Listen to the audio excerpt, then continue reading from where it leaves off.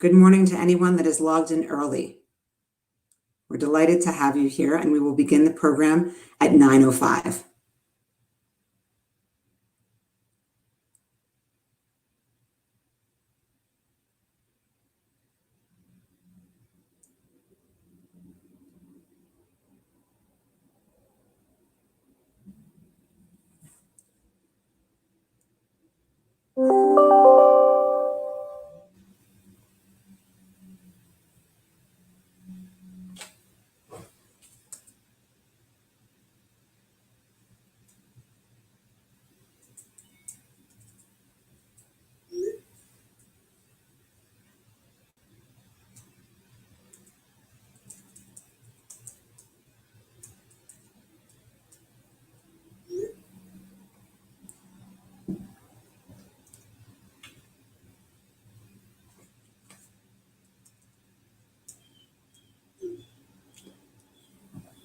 Good morning, attendees. We will start the formal program at 9:05, but it is my pleasure to welcome you this morning on behalf of the Greater Essex County chapter of Jack&Jill of America, Incorporated. I hail from South Orange, New Jersey, and we have a wonderful day ahead of us here. It's bright, the sun is shining, and we are up and at 'em early. So thank you to all the parents, caregivers, families who have decided to join us today. We can't wait to explore this wonderful opportunity to meet with a great cast of schools. These are independent schools from up and down the East Coast, and they have all graciously joined us today with an opportunity for all of you to ask them questions in a setting that's perhaps even unprecedented, at least for our chapter. So we're just delighted that you've decided to join us today, and we believe it will be an informative, fun-filled day ahead. So thank you. We welcome you. We welcome any follow-up afterwards. And we're just delighted that you have taken some time out of your early Saturday morning, when we know many of you could be doing other things on the soccer field, piano lessons, reading, homework, etc., working, and you've chosen to spend that time with us. And for that, we're very grateful. So thank you. We know we have individuals who are joining us from all over the country today, not just New Jersey, where I happen to be, not just the New Jersey metropolitan area, but individuals from across the country. We hope to be able to provide you insight on these individual schools, but also provide you some tips for success wherever your children may be, whatever they may be doing, and you as parents to just have additional insight and opportunities to continue to support your children on their academic journeys. This is an unprecedented time for us over the past couple of years, with many children being entirely virtual, some being partially virtual, and now many going back to school for the first time in a year to 18 months. And so we know with that comes sometimes some angst, some trepidation, but also hopefully great joy and excitement about what the year ahead has to offer. And for those of you that are considering independent school for the upcoming year or in the future, we look forward to today giving you a bit of a sneak peek and a perspective on some of the options that are available to you. So we will begin in the next 30 seconds, and we can't wait for your feedback after today's event. Thank you.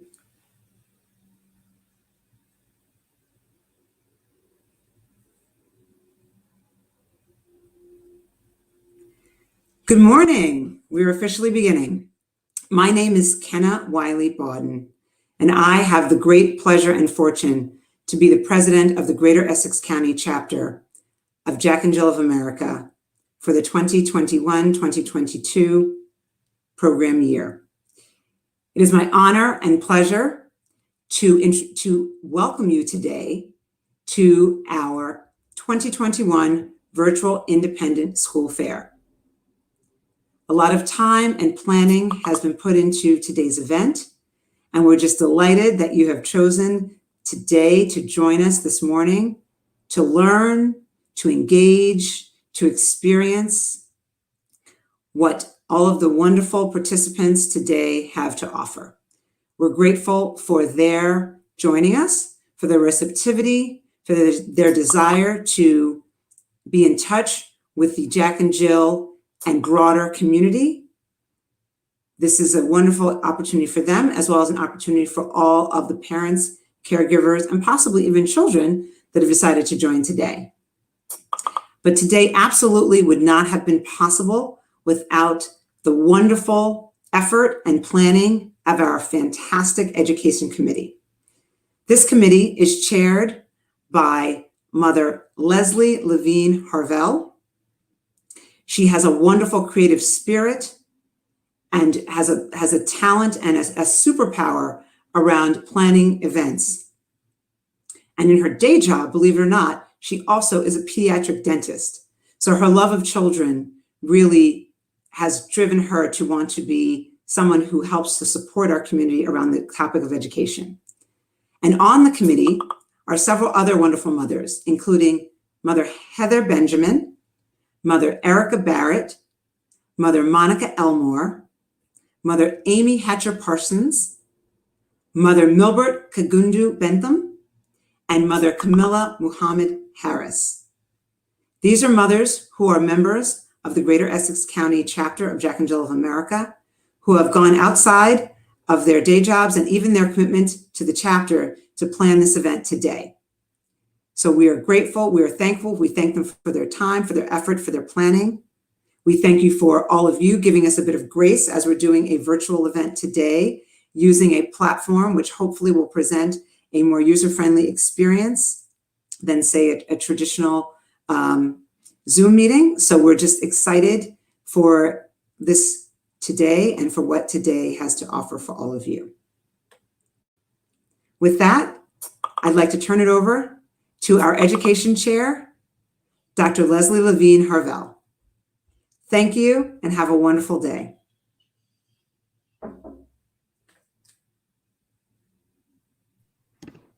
Thank you so much, Mother Kenna. And folks, thank you so much for joining us. We're so happy to have you join us today. I'm Leslie Levine Harvell, a proud member of the Greater Essex County chapter, a mother of 5 amazing daughters, 9, 11, 13, 19, and 21, 2 of which graduated from a few of the schools joining us today, one of which I currently have a child attending. And the vast majority of the schools participating in today's event were carefully selected by our committee, as we have current or associate members or members of our sister chapters who have had children who have graduated from these schools and have had positive experiences. This was paramount to us when we curated our list. If after this program you have schools that you would like to, learn more about, I know that mother recommendation and having that conversation is so important. So you can reach out to us by email, the same email that the reply email from Eventbrite. And conversely, if there are schools that you see listed today that, if you see that there are schools that were not listed today, that you yourself have had positive experiences that you think we should consider, reach out to us. And, the Education Committee would love to have a conversation with you about that. I'm honored to chair this event. Thank you to everyone joining us on our YouTube channel, the GCC Education Committee YouTube channel. Let us know in the comments what chapter you're joining us from. And if you're not a member of Jack&Jill, still let us know where you're joining us from. Today, we'll have conversations with various independent schools that we think will be engaging, culturally relevant, and go beyond what you'll glean from their websites. And hopefully it'll help you as you're considering the independent school process for your children. You should have received a schedule through Eventbrite that includes details of the day. To give you a quick overview, from 9:15 through 11:50, we'll be streaming from the main stage, where we'll have 3 45-minute sessions of moderated conversations with 6 schools. And the last 10 minutes of the conversation will be Q&A from you. From 12 to 1 p.m., there will be 3 breakout sessions, and these topics and links are also included in the schedule you received. These are Google Meet links, and the breakout sessions will not be streamed.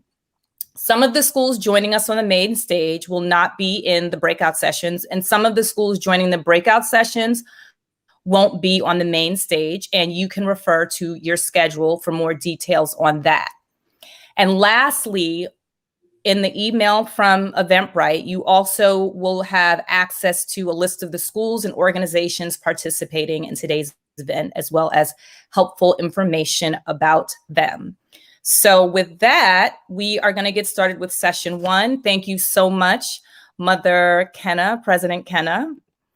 And I want to apologize because for some reason you are not going to be able to see the representatives' names, but they're so excited to represent their school, their institution, and they will let you know and introduce themselves.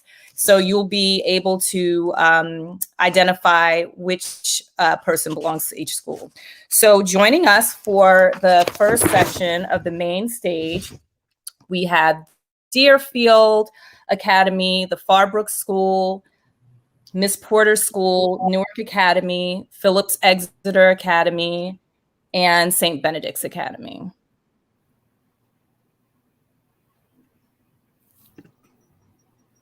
Okay. Everybody in here? Deerfield, Farbrook, I see Miss Porter's, Newark Academy, Phillips Exeter, and St. Benedict's Academy. All good? Okay, great.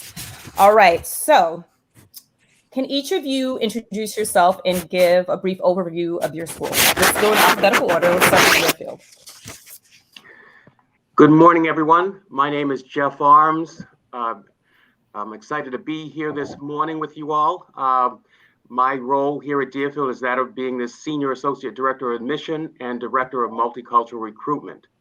I not only wear the hat of an admission representative here, but I can also speak to you today as a parent of 2 boys who have come through Deerfield and now off and running onto their next platform. Just a quick bit about Deerfield.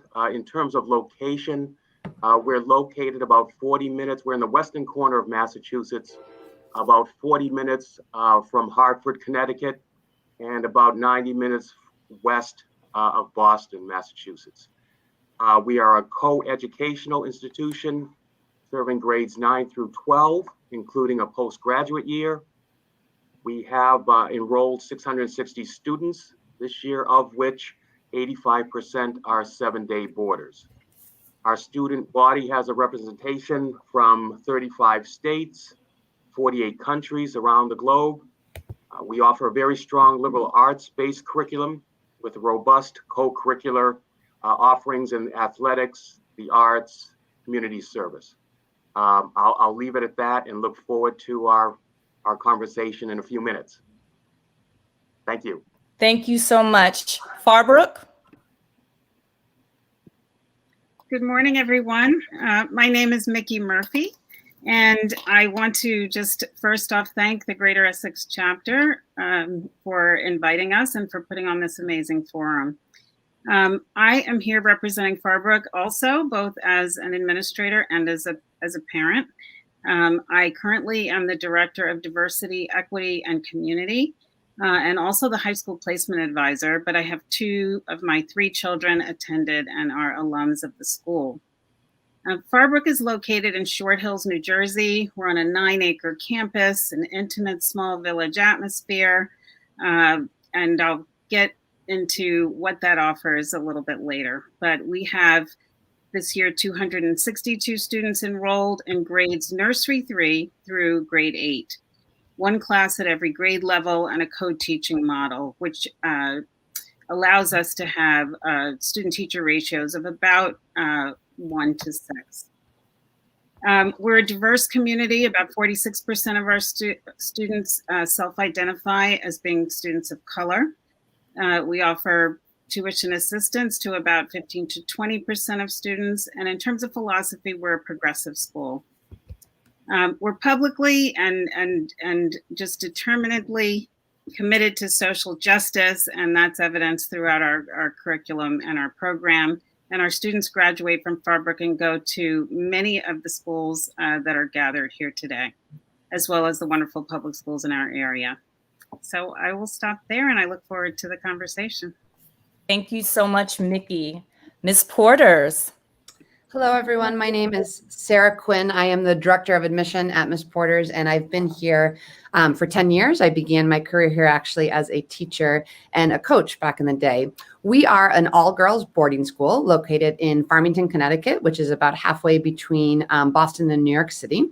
We have 330 girls in grades 9 through 12. And we were founded in 1843. And since then, we've really partnered tradition with innovation. Sarah Porter, when she founded us, had a firm belief that our graduates would shape a changing world. And that's something that you hear daily in our life at Porter's. We are constantly preparing girls to shape the world that they will inherit. And that is seen through our really innovative curriculum, which is broken up. We are constantly preparing girls to shape the world. Can you guys hear me? Sorry. It's okay. Go ahead. So we have an innovative curriculum. We have a largely interdisciplinary curriculum, which is going to ask girls to take on these real world problems. We're going to encourage you to go out into the world. All of our graduates will have an international travel experience that happens during their 4 years here. They will also have an internship. We have 2 certificate programs at the school. One includes a certificate in technology, innovation, and entrepreneurship. And the other one is in global studies, which allows girls to pursue a capstone, a particular form of study, and a project at the end of their time here.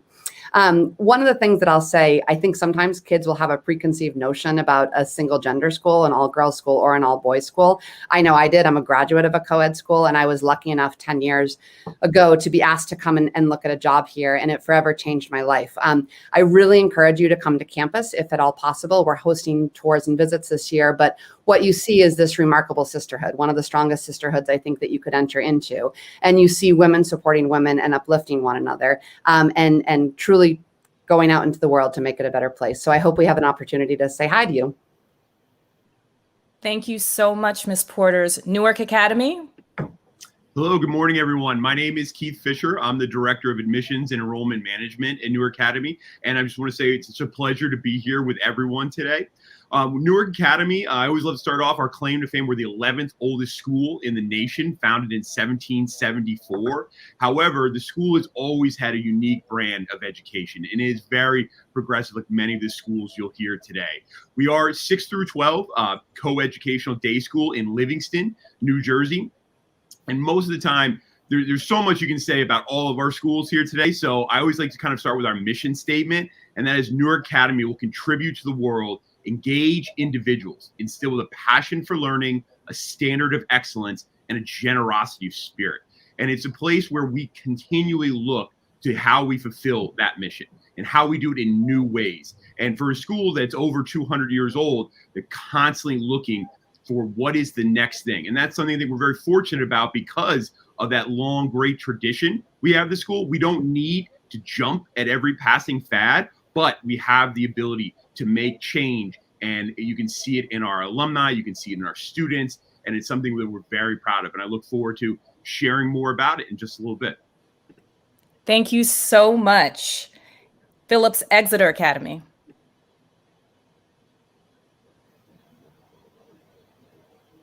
I'm still on mute here. Good morning, everyone.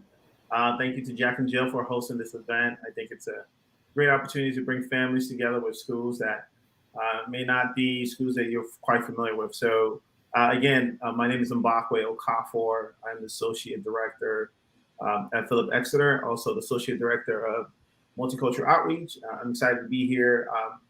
Phillips Exeter is located in Exeter, New Hampshire. About an hour outside of Boston. We would be considered one of the bigger schools as far as if you look at boarding schools. We have over 1,000 students.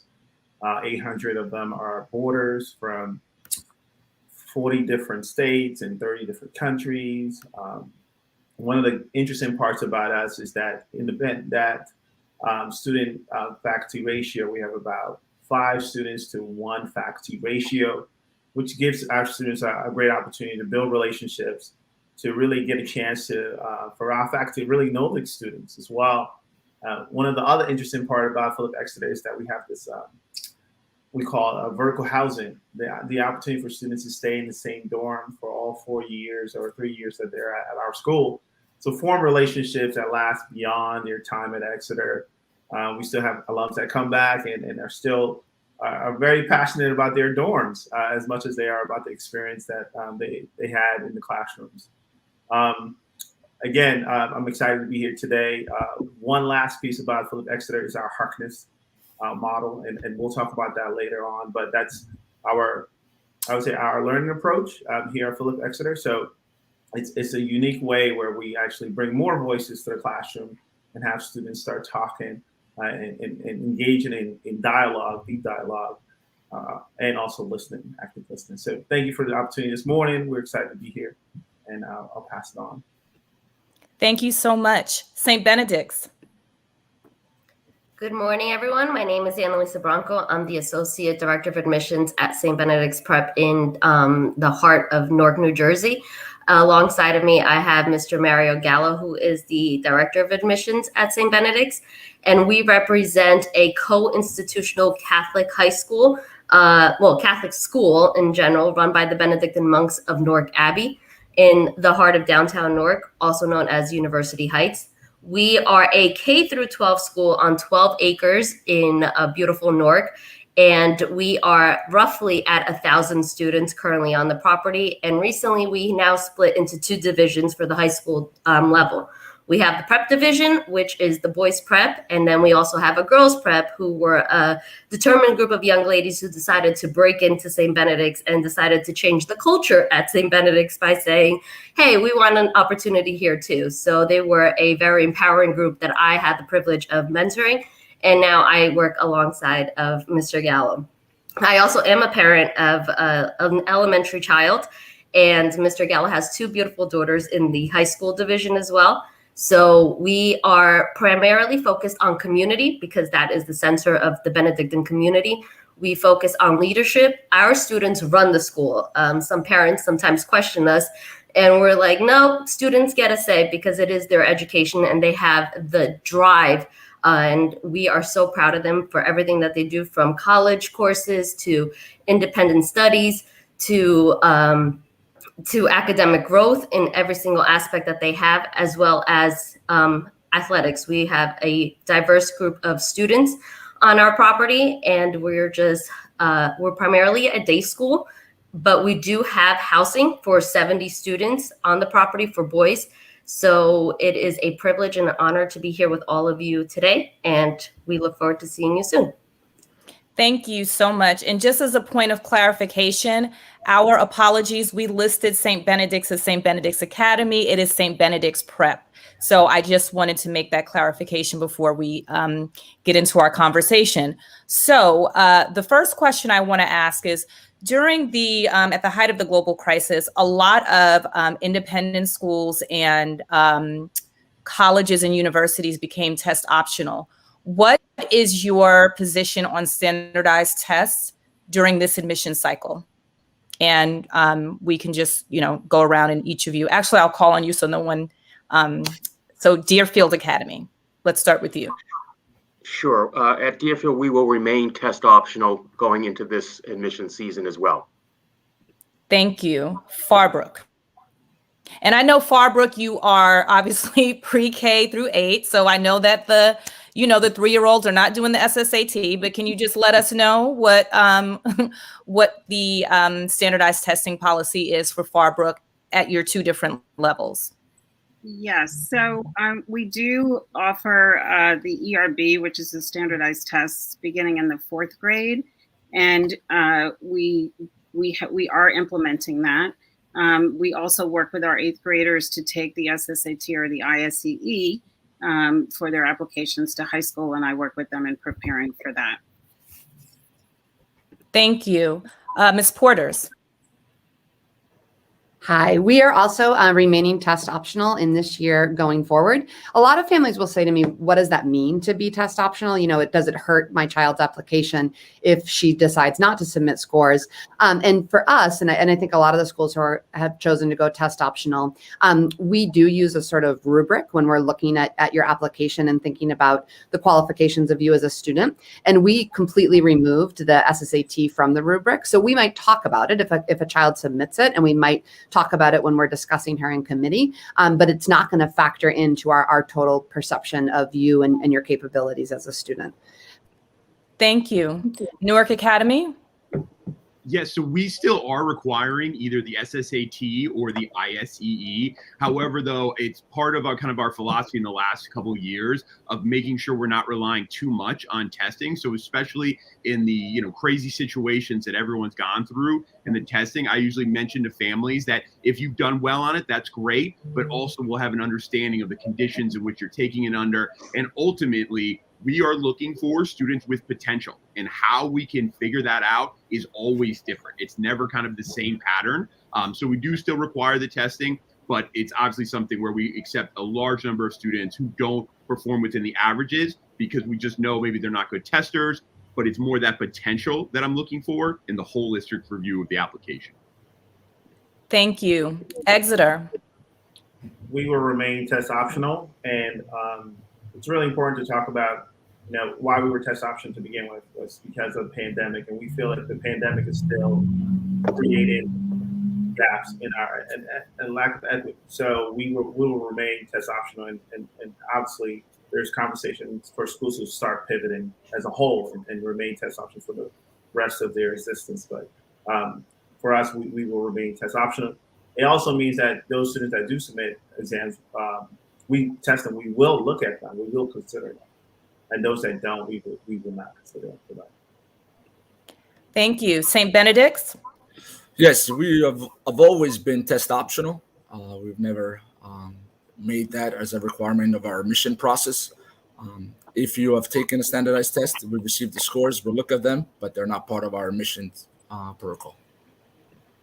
Thank you. And I see, Mickey, that you have a question, but before we do that, thank you, Sarah, for clarifying how standardized tests are used, if they are used. For Deerfield and Exeter, for the students that do, obviously, if they submit tests, right, you're going to consider them.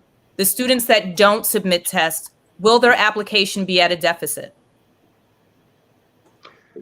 Yeah, at Deerfield, no, there's no deterrent whatsoever. What we've adopted or adapted to being test optional last year and moving forward this year is in fact putting more emphasis and asking families to submit more in terms of recommendations. So we've added additional academic recommendation opportunities as well as personal recommendation opportunities to kind of offset that of testing. Interesting to note for our admitted students last year, exactly, and this was not by design, but exactly 50% of the students who are now enrolled were admitted last year had conducted or had submitted testing, and exactly 50% had not submitted testing. So it just played out exactly to that number of 50-50. So again, more emphasis on recommendations moving forward than that of no detriment or deterrent at all for not having testing submitted. No pile A and pile B here at Deerfield. Actually, this is an important time to talk about between test optional and test blind. There's schools that are test blind, but they're claiming to be test optional.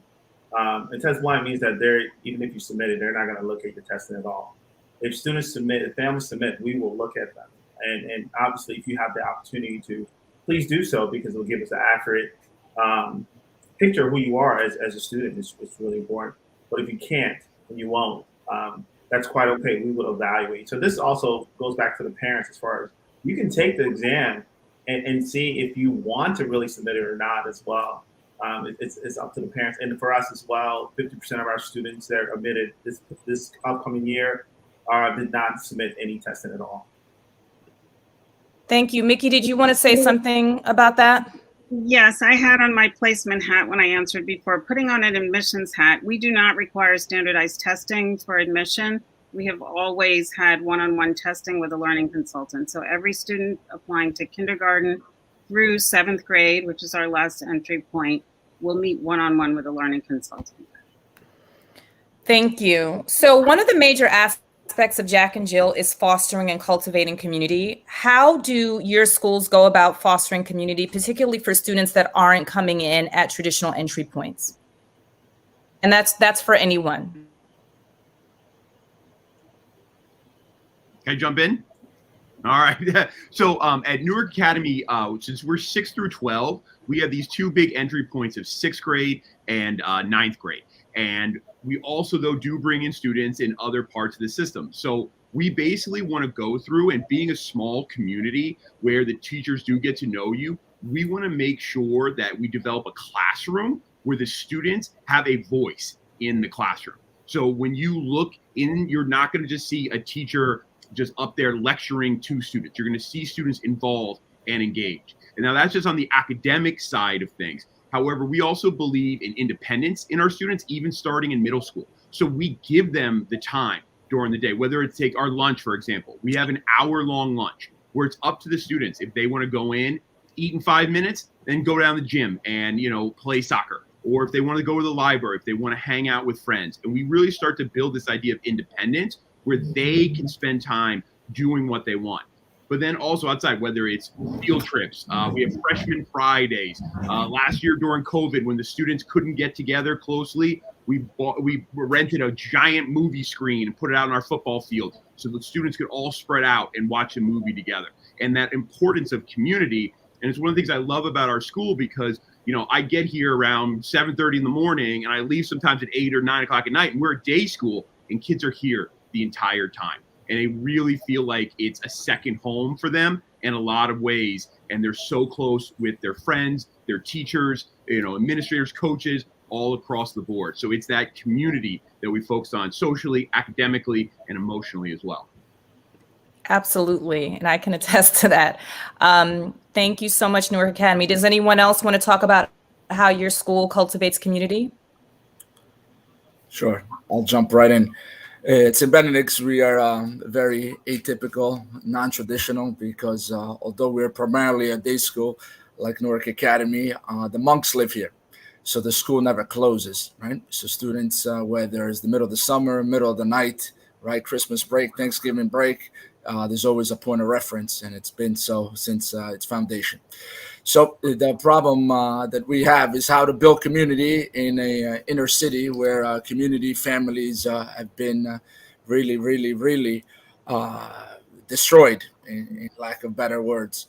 And so we've created a model. Many people like to claim it similar to the Boy Scouts.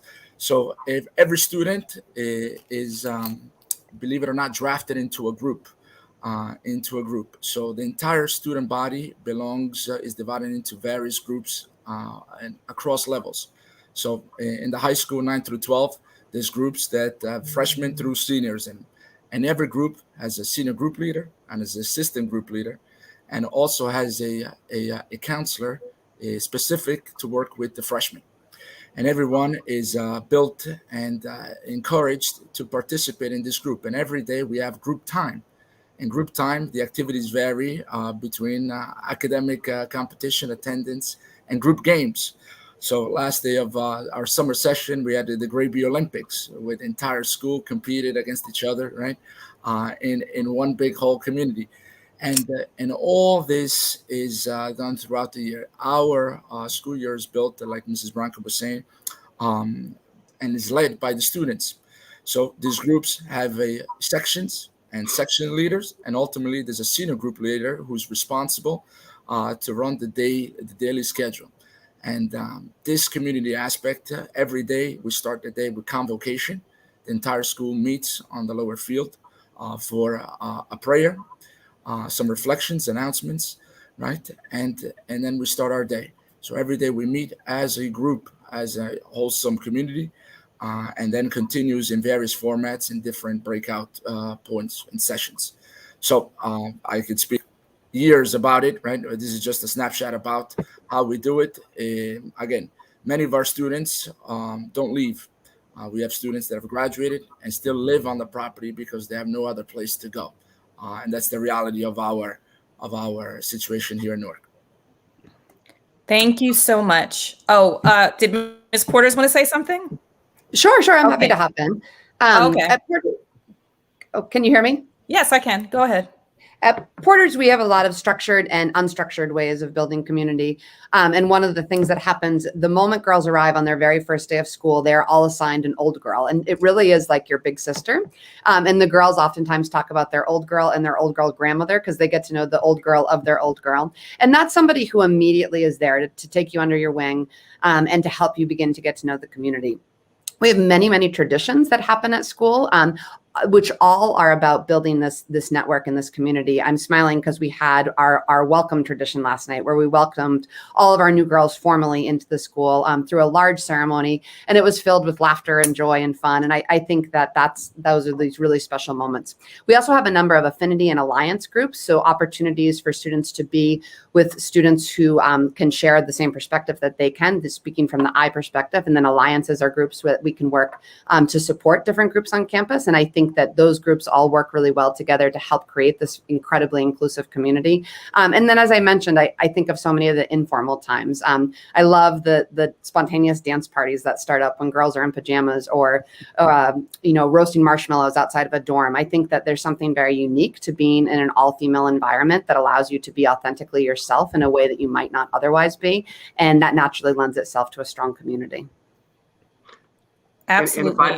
I was going to say that there have been plenty of times that I FaceTimed a daughter of mine who has been in a pajama party. So I think I saw Newark Academy wanted to say something. Well, just wanted to shoot in real quick a shout out to St. Benedict's. My mother grew up and lived in Newark, and she's gotten me addicted to the documentary that you guys have on TV right now. Oh, you beat me to it. Steph Curry did a documentary. Oh man, I was just gonna say that. Okay, it's great to watch. I'm telling you.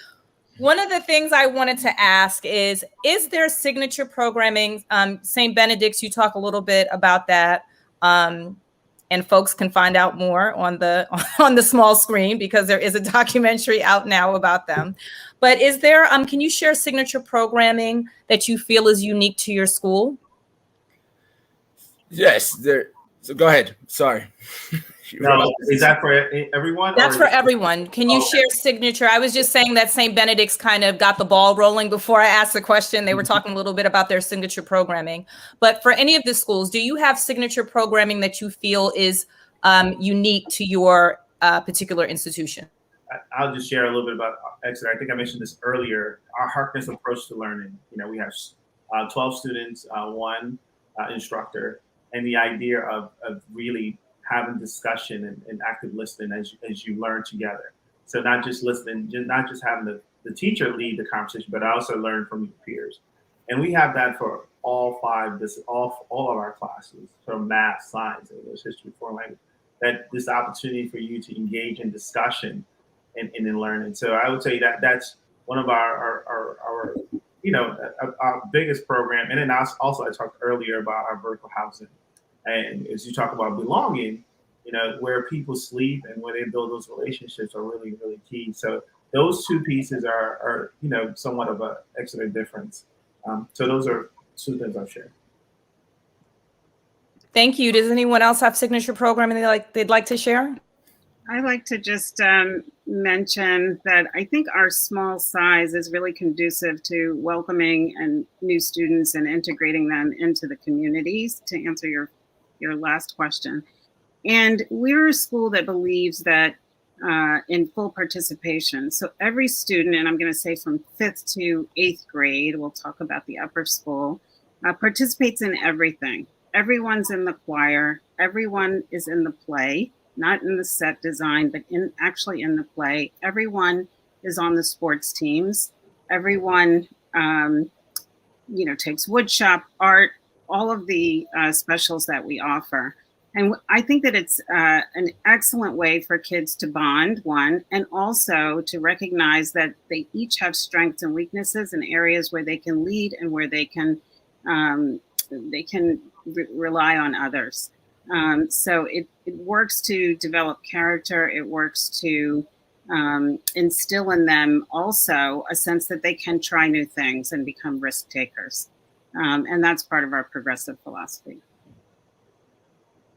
And I just let you, our immersion program is one of the things that's very unique to our school. So both in the middle school and high school, it's required in the high school. It's not required in the middle school. It's based on language in the middle school with trips to Costa Rica, California, and Montreal in Canada. But then in the high school, you were required to choose one of 3 options of immersion, either language, service, or an environmental experience. So we have wilderness trips through the White Mountains in New Hampshire, the Grand Canyon in Arizona. We have brother and sister schools in France and Spain that our students will go to. There's a program in Guatemala where our students have gone and helped build schools and houses. And you can even design your own, and they must be for 2 to 3 weeks. So we kind of, avoid this kind of academic tourism of just popping into a place, being there a day or two, but really immerse yourself and getting outside your comfort zone. And being a global school in nature, having the International Baccalaureate program, the IB, which I'm happy to talk about later, it's something that we feel is absolutely important for our students to get outside of their comfort zone and experience something. And our students, we have alums from years and years beyond who talk about it and how it changed their lives. Here at St. Benedict's, we also have a beginner program. Our school year starts the last week of July.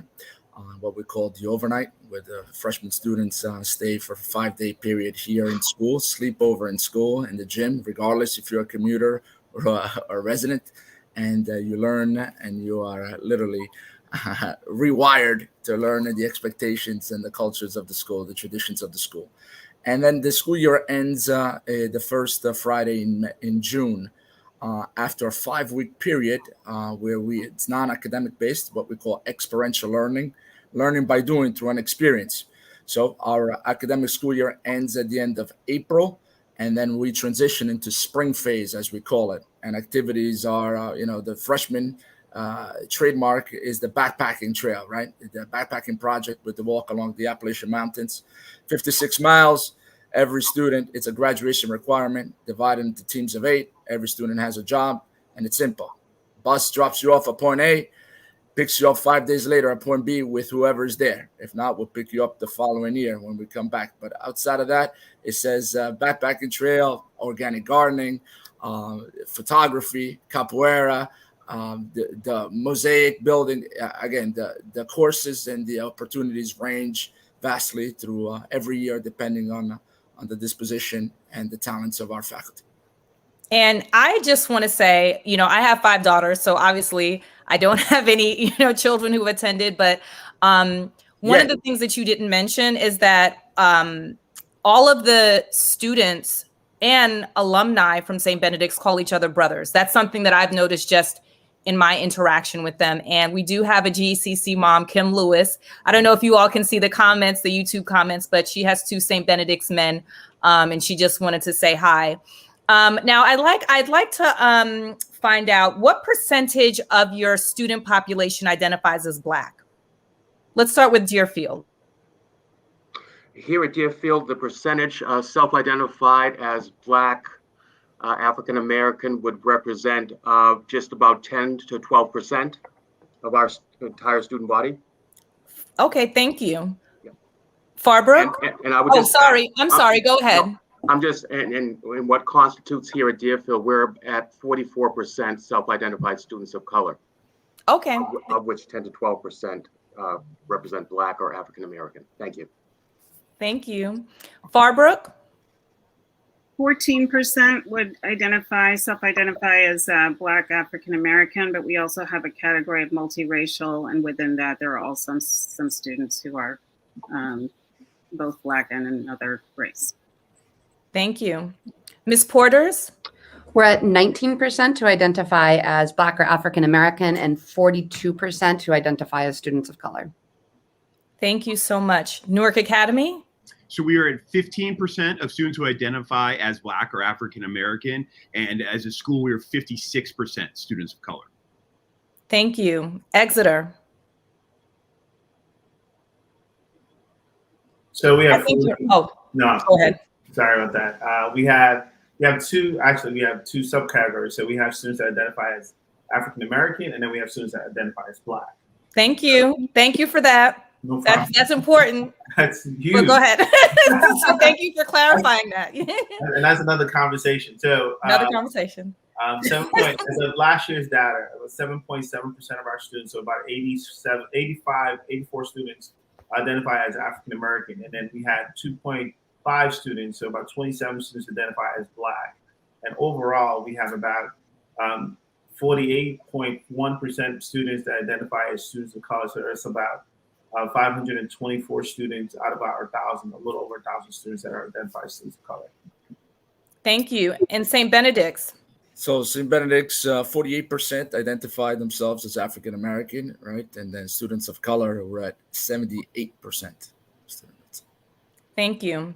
So in 2020, there was an Instagram reckoning that was inspired by Black Lives Matter, where there were Instagram accounts, Black at specific, independent schools.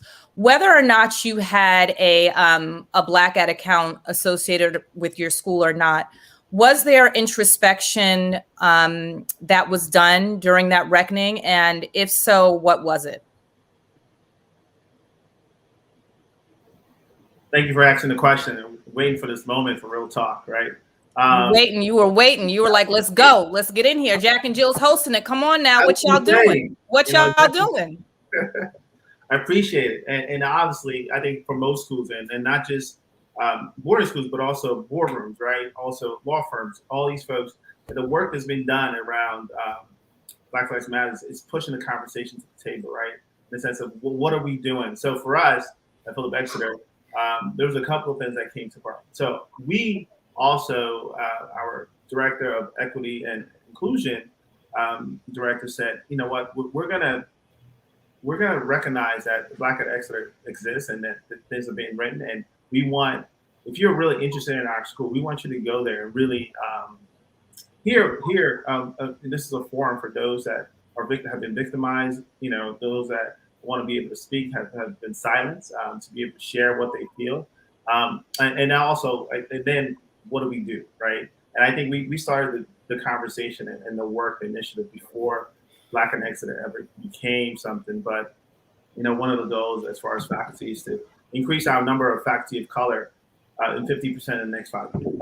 Right. So in the last 3 hiring cycles, the number of faculty of color has exponentially increased, and the goal is to not just hit the mark, but also continue to surpass that, right? And then also our students are now also pushing for more opportunities to be as far as curriculum, as far as what is being discussed, as far as research, and then also tapping into our history and figuring out, how do our history tie into some of the wealth disparities that are in play, and so those are conversations that we continue to have.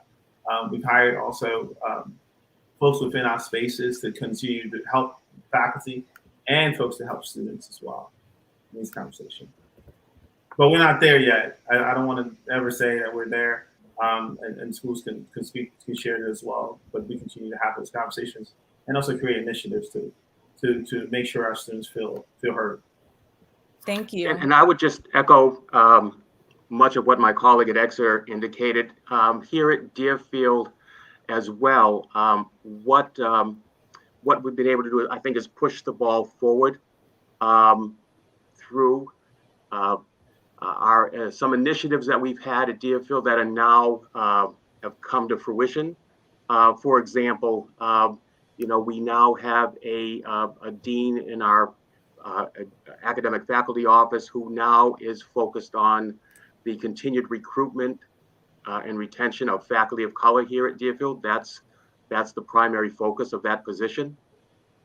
We also have included in our academic affairs department a dean who's is there to oversee the curriculum balance when it comes to offerings of social justice, equality, various curriculum-based subject areas. And we've developed, what I'm excited about here as well, we've developed a task force, if you will, that includes alumni voices of color that have come back that will work directly with our administrators, our faculty, and our student body representatives in various affinity groups, et cetera, to kind of bring that perspective of what they shared, what they felt while they were at Deerfield, and try to move that ball forward in terms of becoming better and even more inclusive as we go down the road. So that task force, bringing alumni voice of color and giving them a stronger platform here at Deerfield in its current capacity is very exciting as well. So those are just a few of the initiatives that have now become part of our fabric and our core here at Deerfield since this past summer. Thank you. Yeah. One of the other things that I wanted to ask, because we're getting close to having to jump off, as it relates to your curriculum, critical race theory states that U.S. social institutions, the criminal justice system, education system, labor market, housing market, healthcare system, all of these things are laced with racism embedded in laws, regulations, rules, and procedures that lead to differential outcomes by race. Are there aspects of this integrated into your curriculum? And if so, on what grade levels? I'll answer that.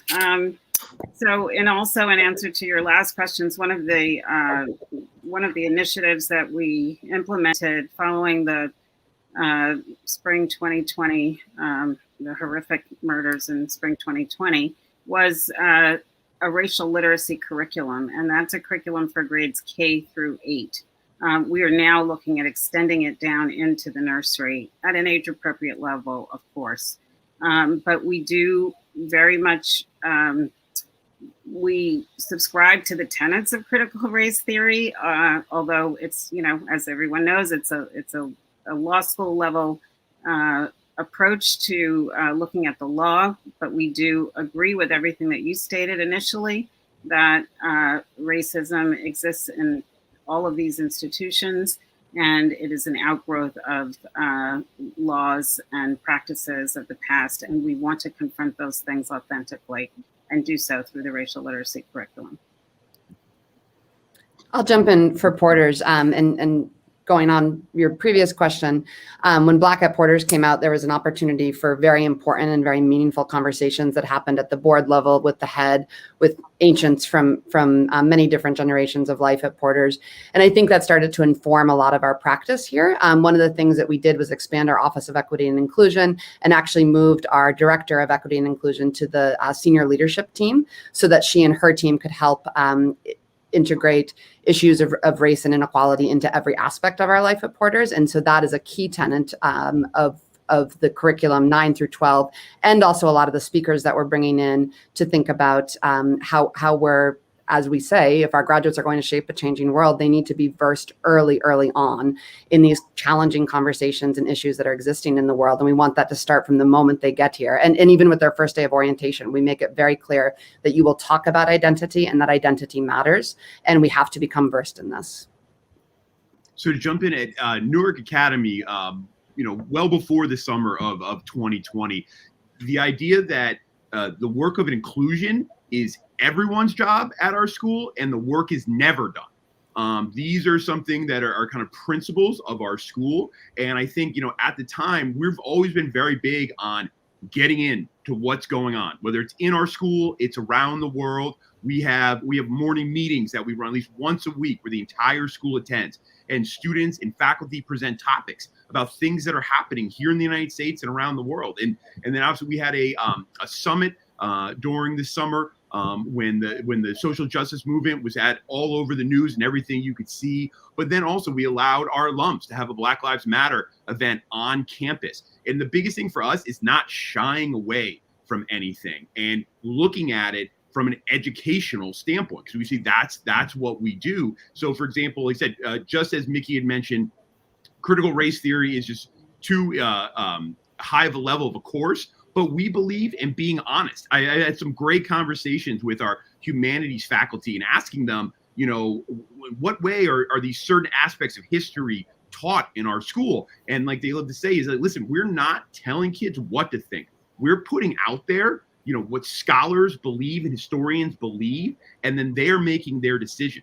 So we're not shying away from talking about anything, because as an educational institution, if we're shying away from it, you know, what does that mean for other people who aren't equipped to handle it? So we just believe on bringing things to the surface, not sweeping anything under the rug, and having tough conversations. And it's amazing too, because obviously we have to keep up. I love the conversation about ethnicity in the admissions process.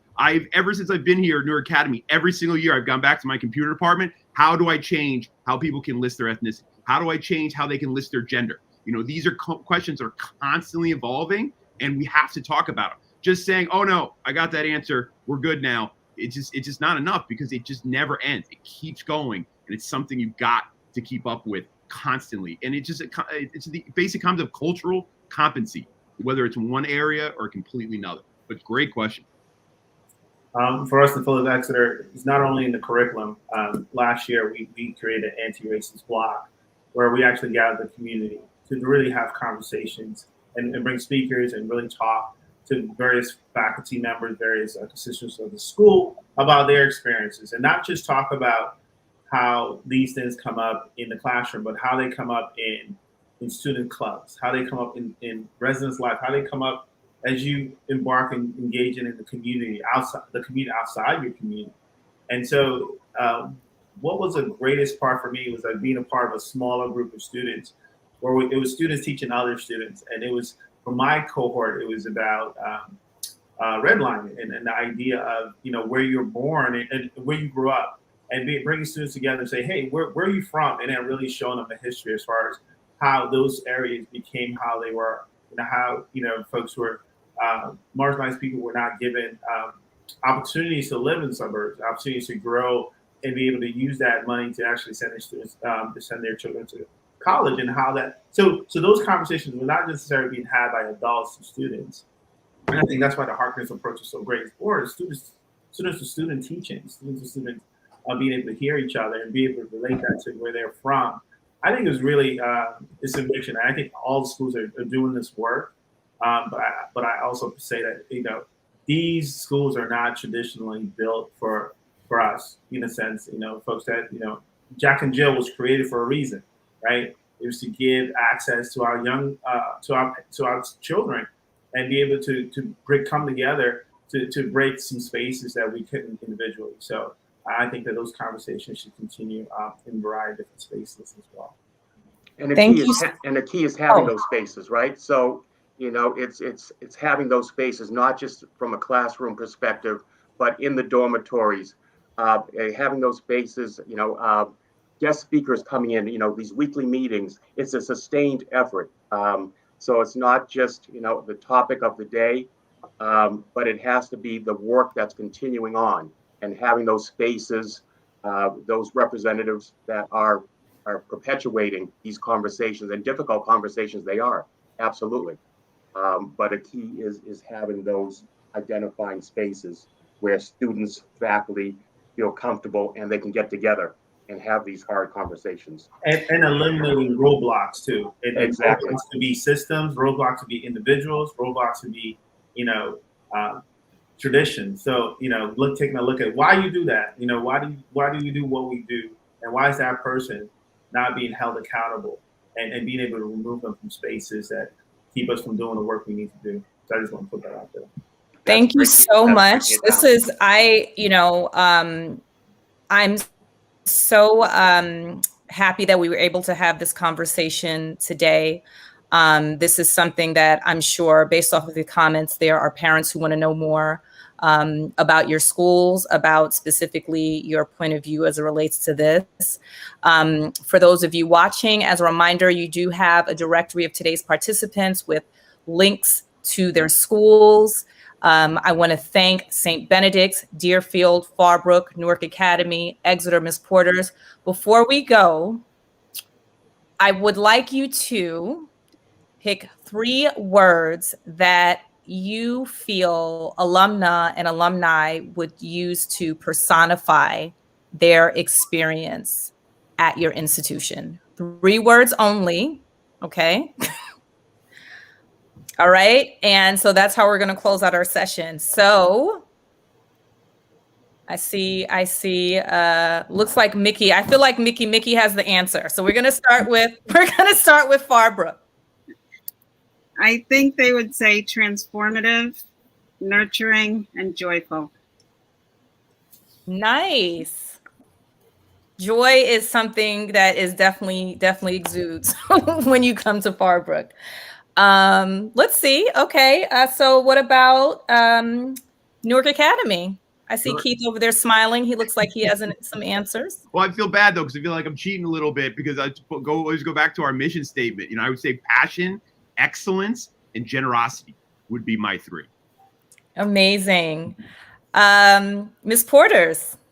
I would have to say sisterhood, laughter, and intellectual curiosity, which I know is 2, but I'm grouping them together. Okay, I'll allow it. I'll allow it. St. Benedict's. Sorry, Mrs. Bronco. This is life-changing, and without it, love. That's it. This is life-changing and love. Thank you. I'll defer, right? I'll take life-changing as 2. Go ahead. Exeter. Oh, Deerfield. No, you had your mouth open to say something. Deerfield. No, I was just going to say impactful, team-based, and service oriented, and I would just leave the service oriented piece to that of one of the mottos here at Deerfield is the worth of any school is measured by the service of its alumni. So I'll leave you with that. Thank you. And Exeter? I'm going to say engaging. I'm going to say collaborative, and I'm going to use a word that is a Greek word or a Latin word, I should say. And you have to look it up because it signifies our school. The word's non-civi, which means one for others. In that, as you receive an Exeter education, it's not just for you. It's for you to really go out and impact others and really make a difference and give back. So non-civi is the third word. Amazing. Thank you so much for joining us. And for those of you watching, we're going to be beginning our second session in 2 minutes. Thank you so much.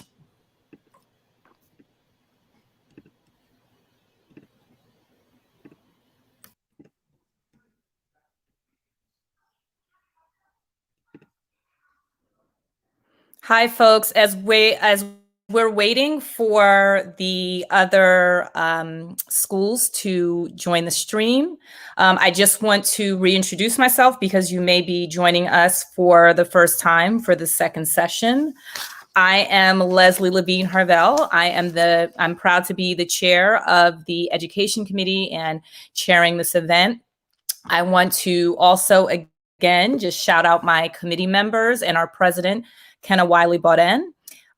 Committee members Heather Benjamin, Erica Barrett, Monica Elmore, Amy Hatcher-Parsons, Milbert Kugandu Bentham, and Camilla Muhammad Harris. I'm Leslie Levine Harvell, proud member of the Greater Essex County chapter, mother of 5 amazing daughters, 9, 11, 13, 19, and 21. As I mentioned, the majority of the schools participating today, we have many mothers who are either current current parents or have children who have graduated out. And they've had amazing experiences with these schools. And that was really important to us as we curated our list. If you have schools that you don't see participating today that you think would be great for us to consider, definitely reach out. You can use the email that was on the reply list. As well as if you have questions as you're navigating the independent school process, definitely reach out to us. We're happy to connect you with a mom. We know how important that conversation is to, really have an authentic conversation with a parent who has a child or who's had a child that has graduated from there. So thank you for joining us on our YouTube channel.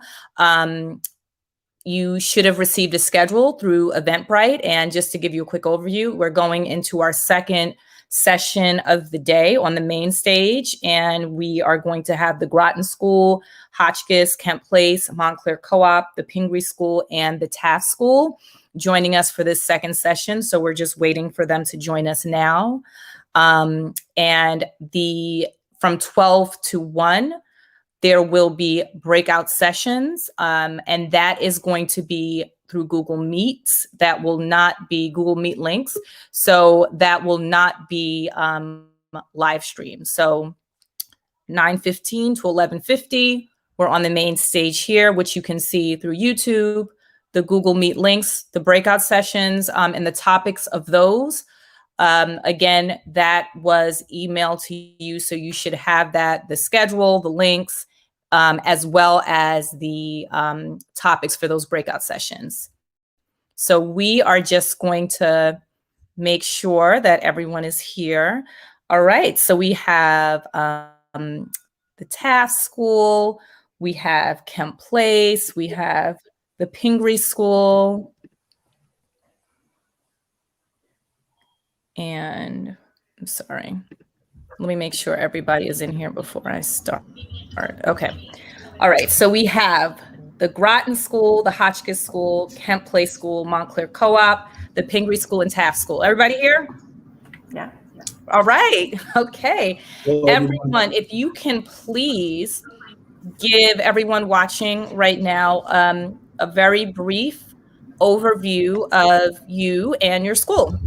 So let's start with Groton. Hi, everyone. Can you hear me okay? Yep. Wonderful. My name is Carolyn Chica, and I am the Director of Inclusion Outreach at Groton School. We are a coeducational boarding school serving students in grades 8 through 12. We are located in Groton, Massachusetts, and we are known for a really strong academic program as well as a really strong sense of community. We're a really tight-knit family. Hotchkiss. Hello, everyone. Hope you're well. My name is Irby Mitchell, Dean of Admission and Financial Aid at the Hotchkiss School. If you're wondering where I am, I'm in a hotel in Providence, Rhode Island, going to a coach's clinic. So committed. That's commitment. Right. So at any rate, I've been at Hotchkiss. This is now year 6 as Dean of Admission and Financial Aid.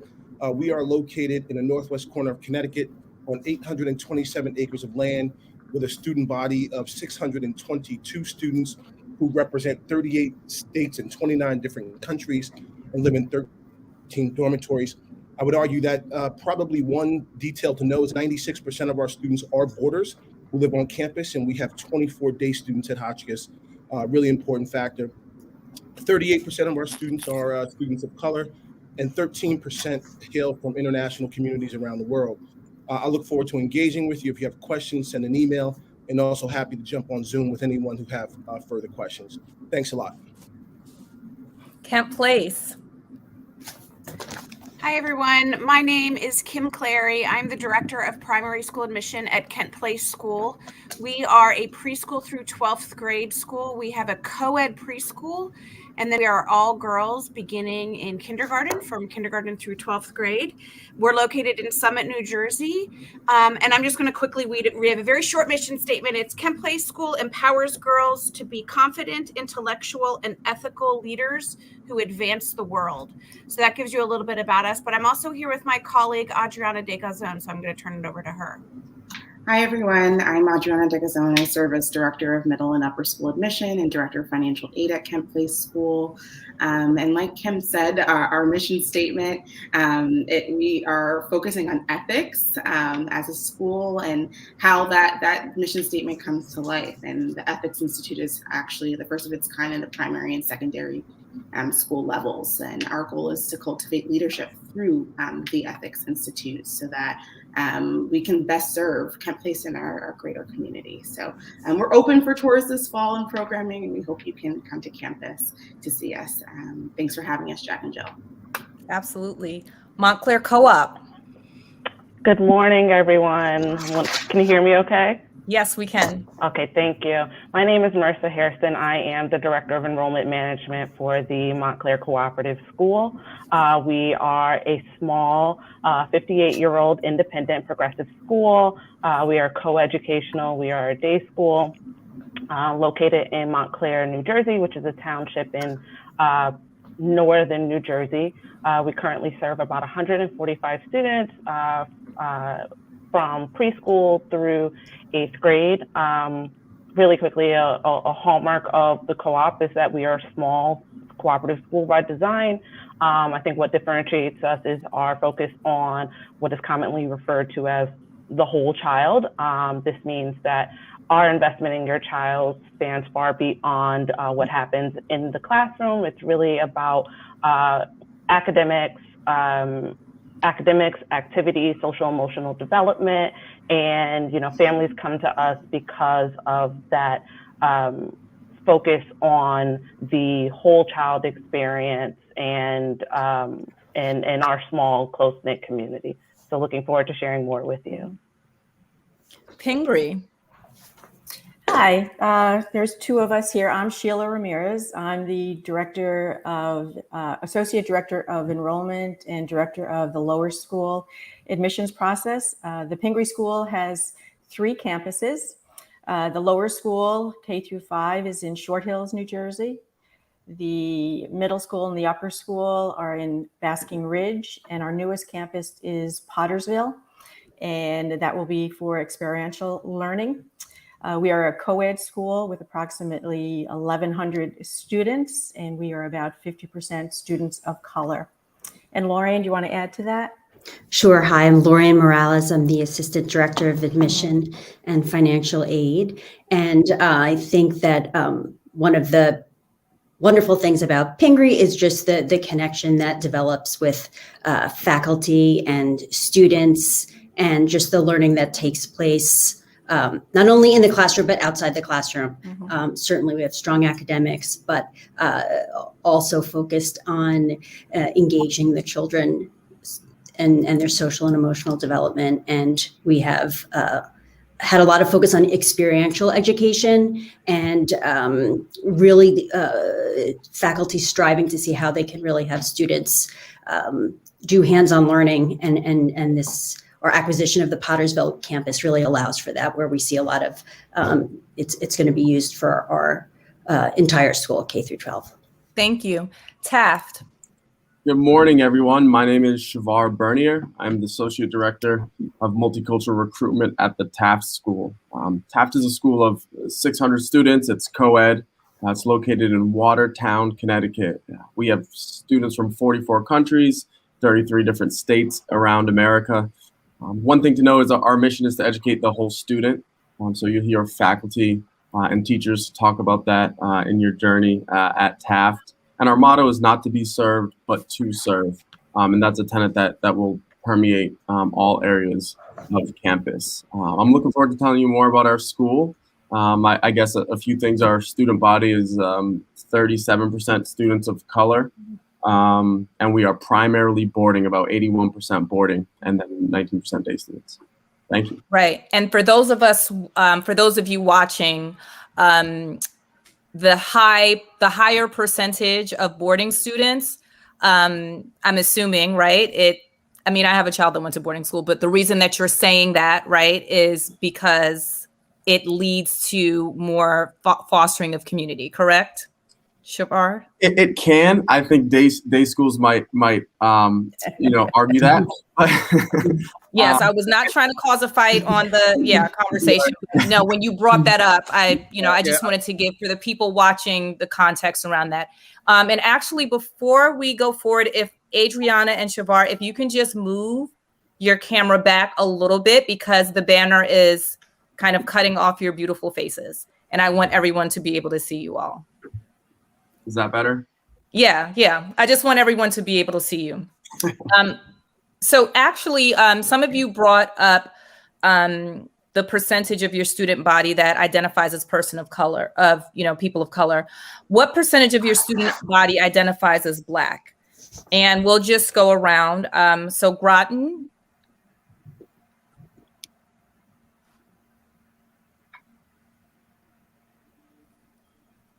Oh, she's a little frozen. It's okay. Oh, I see you. Groton, what percentage of your student body identifies as Black? It's about 9%. Thank you. Hotchkiss? Approximately 10%. Okay, thank you. Kent Place? We're at 11% and we're 51% students of color. Thank you. Montclair Co-op? Sorry. So I actually don't have those figures. I'll be transparent. I'm fairly new to the co-op.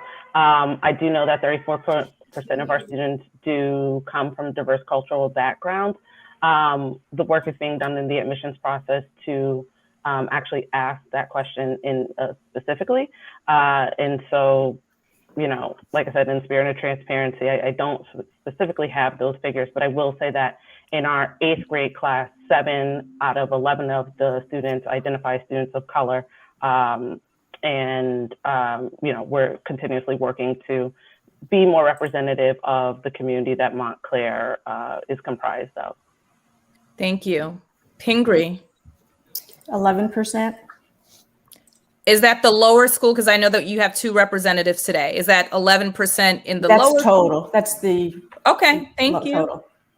Thank you. Taft? Approximately 9% for Black and also 9% for Latinx. Okay. Can you share signature programming that you feel is unique to your school? You're like, good question. Good question. Are we going to go around again? Or? No, that's for anyone. If you want to, you look like you want to jump in.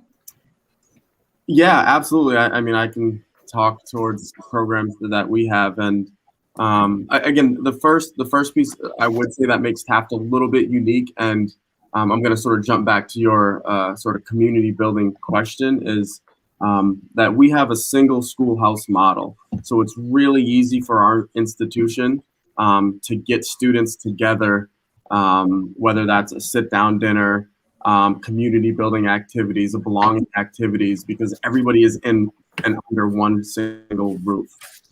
So that's you know, you're going to get to campus and that feel where you see every single student, you see every single face, regardless if they're grades 9 or 12, all day long, I think is really important to shape our community. We will have multiple days during the year where the entire school does not go to classes, and we do some sort of service project, whether that's all of us hopping on buses and going to surrounding communities, Waterbury, Middlebury, or even in Watertown. I think, again, our location allows us to do that, to work closely with some of, the surrounding areas. And again, I think sit-down dinner is kind of fading away in some of our institutions. We still have a sit-down dinner in which it's 9 students and 1 faculty member, and that happens twice a week still. And that's a way that I certainly use to get to know different students and faculty, and the students really enjoy that time as well. Thank you. Anyone else? I would love to weigh in. I'm going to first speak about a program that I'm particularly proud of. I'm the inaugural director of the Walter Crane Fellowship Program. And 6 years ago, when I arrived at Hotchkiss, I was engaged in a conversation with our Dean of Faculty about and head of school about what our highest priorities are. And among our highest priorities is to bring to the Hotchkiss School the very best people. And when we talk about best people, we're talking about students and our faculty. And at the time, our faculty wasn't particularly diverse. And so we launched a program, instead of simply relying on Carney Sandow and others to populate our candidate pools with talented people of color. We thought we could incubate our own talented leadership among people of color in our school community. So we launched the Walter Crane Fellowship, in which we're building cohorts of 2 talented people of color each year.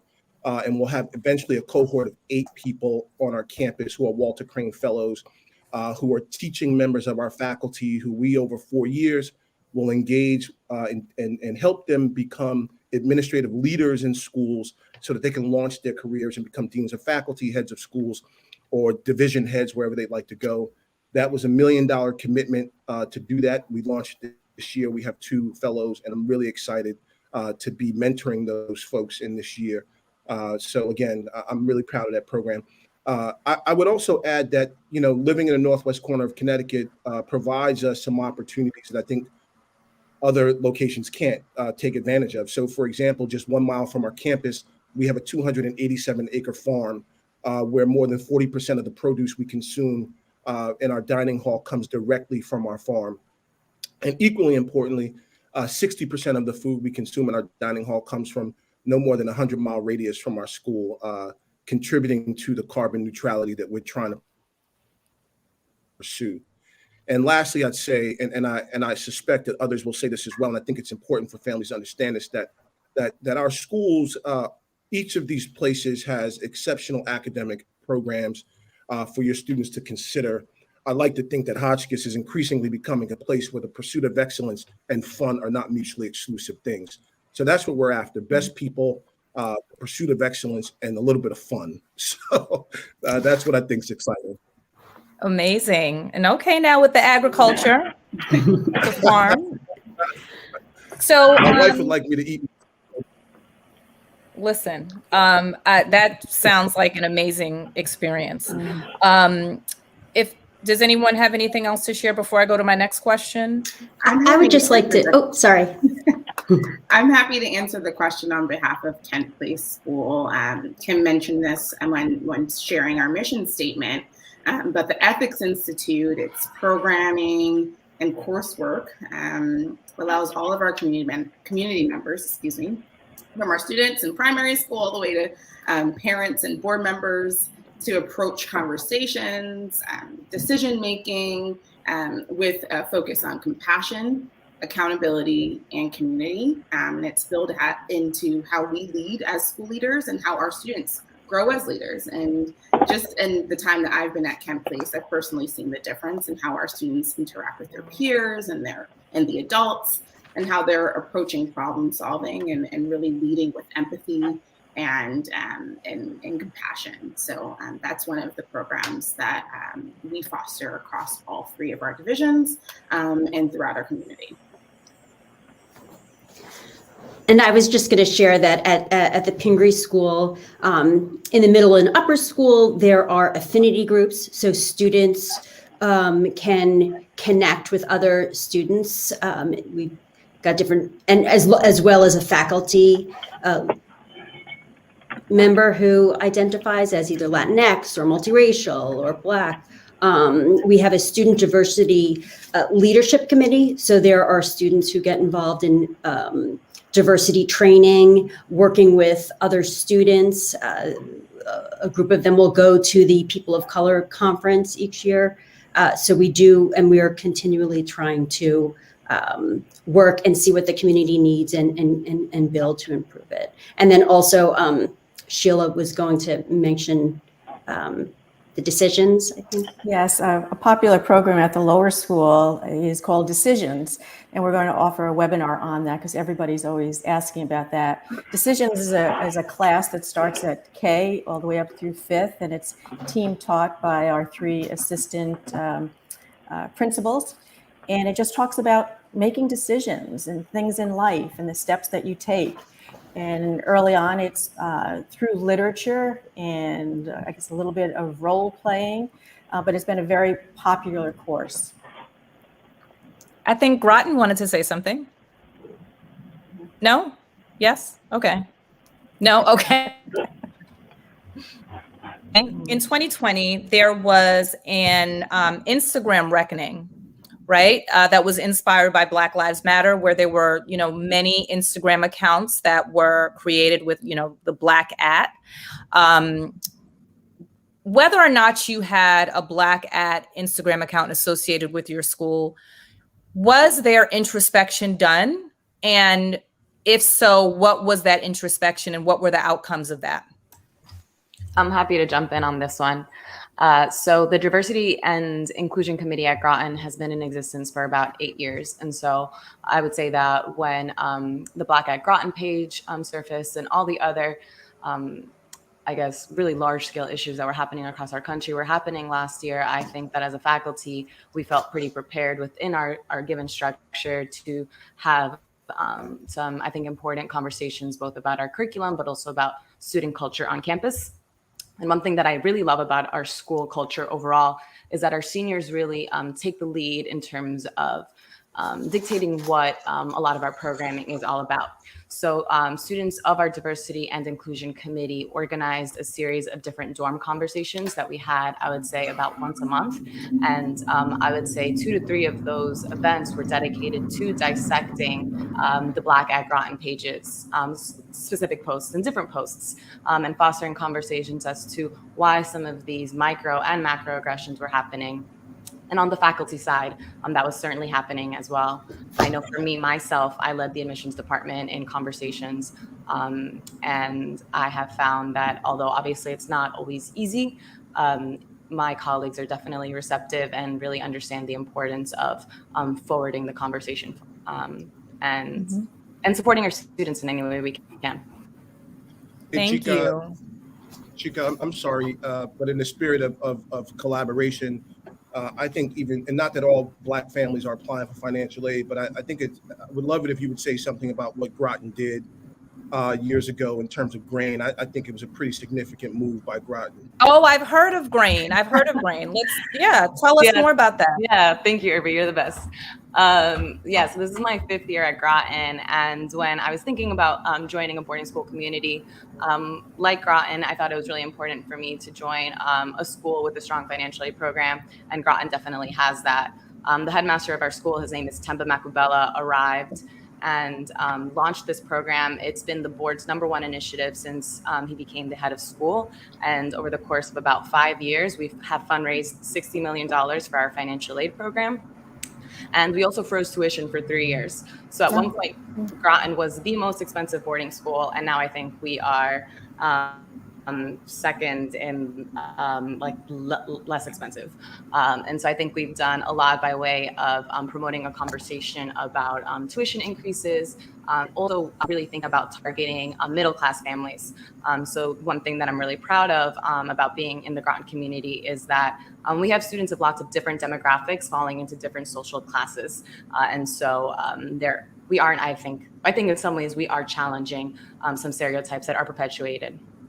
And so during my time here, we've never had to move a student from the accepted list to the rejection or wait list because of financial means. And we're able to fully fund families that make less than $80,000 a year. But we also offer financial aid packages to families who even make up to $300,000 a year.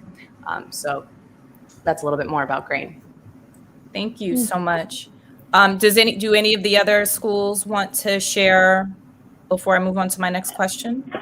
Yeah, I'd like to jump in for Kent Place. We did have a Black at Kent Place Instagram, and I think Kent Place really is taking it very seriously and continues to do so, and taking a very hard look at where our behaviors have been egregious. And we've done a lot more directed training for faculty, staff, and we're taking a look at our curriculum and just all the way around trying to make sure that we do a better job.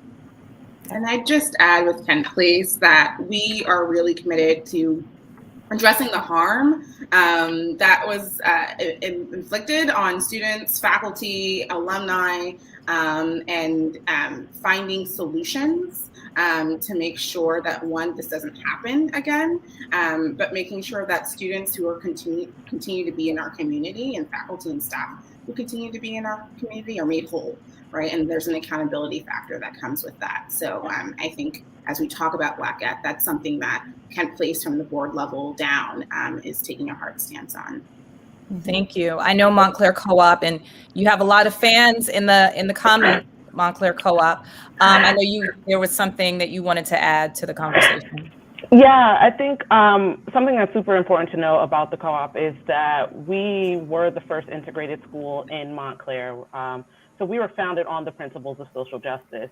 It's always been incorporated into our curriculum, into our activities, and so this is not a new space for us at all. But I think as recent events have shown that it is increasingly important to make sure these conversations are being had in the classroom, within our families, within our community.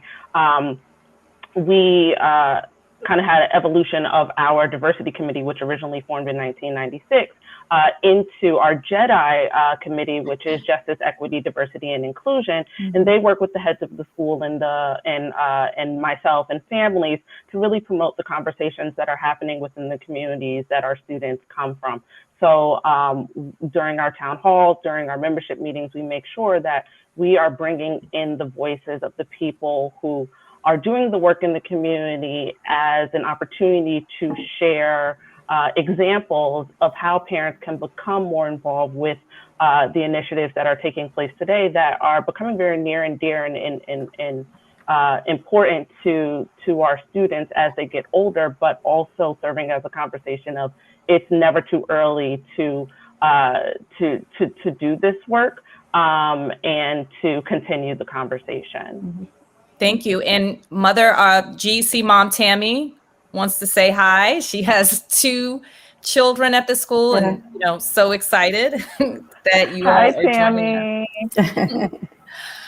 I will say go ahead. Okay. Just a short comment. I will say for Pingree, DEI work has been very important since I joined in 1996, and it's been one of our pillars. But we did take the Pingree, Black at Pingree, very seriously, and the headmaster was. We had many Zoom conversations and are taking it, just always looking at it and looking at our hiring, our curriculum, and continuing those conversations almost on a daily basis. Okay. Kent Place, GCC mom, Christina Swarn says hi, and she wants everyone to know that her daughter is having an amazing experience at Kent Place. As it relates to your curriculum, critical race theory states that U.S. social institutions such as the criminal justice system, education system, the labor market, housing market, the healthcare system, these are things that are laced with racism. They're embedded in the laws, regulations, rules, and procedures that lead to differential outcomes by race. Are aspects of this integrated into your curriculum? And if so, how and on what grade levels?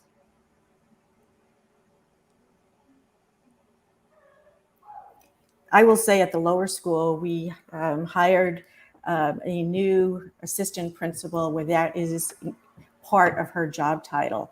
So I personally cannot give you specifics, but I know that it is being addressed and it will be at the lower school, which is K through 5.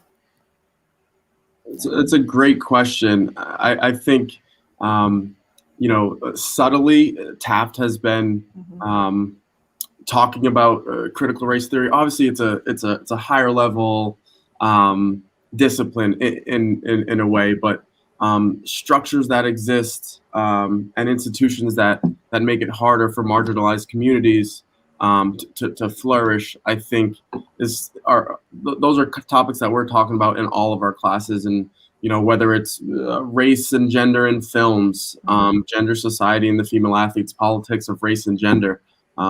We are going to make sure that we're discussing it in those specific classes as well as in a regular American history class, and whether it's changing the lens or adding, and we're not really using specific numbers, but our department heads are making sure that the literature, the text that we're using, there's a certain percentage of folks of color.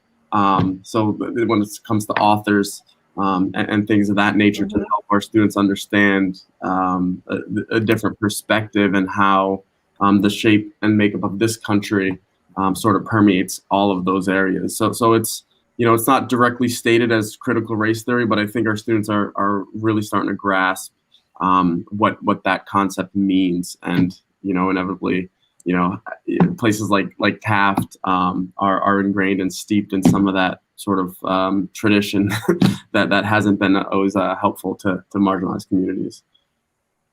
I think going back to something I said earlier about best people, I think all of our institutions, quite frankly, are living in this moment where we are we need to be constantly examining our curriculum and thinking about the people who deliver our curriculum, looking at the canon across disciplines to ensure that a variety of voices and lived experiences are represented in what we teach, because what we teach is as important as who we teach, right? So, so this is, and I would argue that, look, Come on now, let's preach. Come on, let's go. Let's talk about it. This is a real conversation. No, it is. While critical race theory, I mean, I think there are lots of meaningful buzzwords that people are using in this moment. I think what we need to ensure is that this is not just the mile marker that we've met, but that we continue this work rigorously into the future.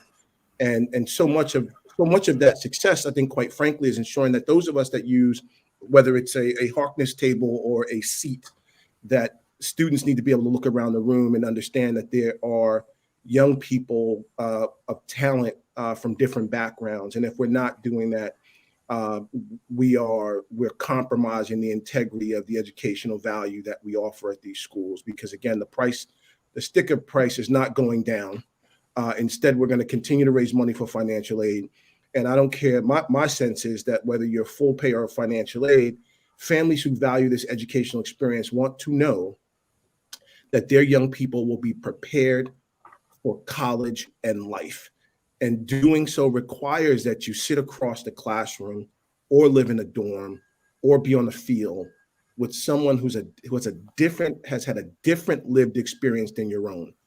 And that may not be easily obviously found in a curriculum guide, but we better be talking about it in our admissions offices and ensuring that our deans of faculty are following through on this. So that's my sermon for today. I'm going to pass the collection plate around now. Listen, I said preach. Come on, and you did your thing. you certainly did your thing. Also, while we're on this topic, and before I go there, GCC mom Janine Balmier wants to give her warm regards to Pingree. Hi, Janine. Talking about our children having, being prepared for college and what that means, I think, all of these schools are, amazing, amazing academic offerings, right? I think what parents want to know is that their children will feel seen at these institutions. They will feel like an integrated part of the community. So one of the things I want to understand is, how culturally inclusive are your humanities courses? Some of you touched on this a little bit, your art, your music, literature, history. Do they reflect the African diaspora? So I'd love to hear about that. And I'm sure, moms listening would want to hear about that as well. Well, I can speak from the lower school. At the Pingree School, you just walk into the school and you see all different cultures showcased. And an example is just going past the library, and you see all different faces. You see all different holidays that are celebrated, and almost weekly we get the faculty and staff get emails from our director of our DEI director, sharing to us to be sensitive, sharing information about the holidays that are coming up. You walk in the classroom and you see in the science room, you see scientists of all different backgrounds. It's there, and the same with, as I mentioned, we hired a new assistant director, and her responsibility with curriculum development is making sure that it is inclusive of all peoples. Great. Does anyone else want to share their, how inclusive their humanities courses are? Do they reflect the African diaspora? I was just going to jump in and just to share for Pingree's middle and upper school that when you look at the English offerings in terms of the books that they're reading in the middle school, the middle school level and upper school has really moved to show plethora of different voices of authors. There's also in the upper school, there's English electives that focus on African American literature or African American autobiography, and that's been focused to really reflect what's needed and to bring that in. Thank you.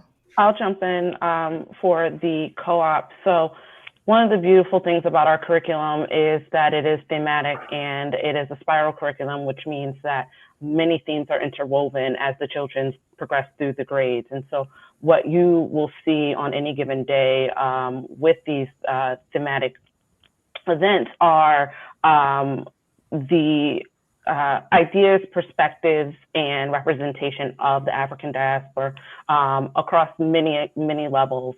When I started with the co-op, one of the things that the students were doing as one of their culminating events was a civil rights museum. And so different students were doing different dioramas of civil rights events that were going on.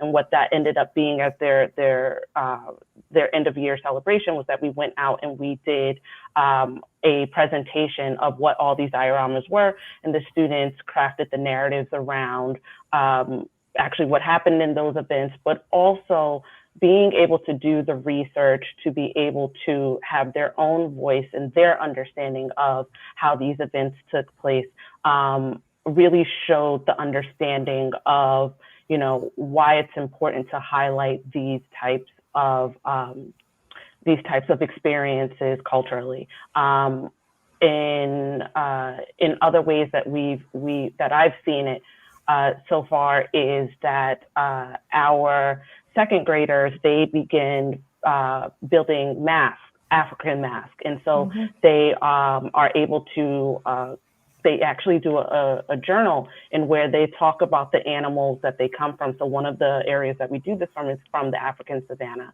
And so they talk about the experiences of the animals, the people that live within the region. And as part of their culminating presentation, they share this journal that is more than insight about like how this mask came to be, but really the stories and the voices that help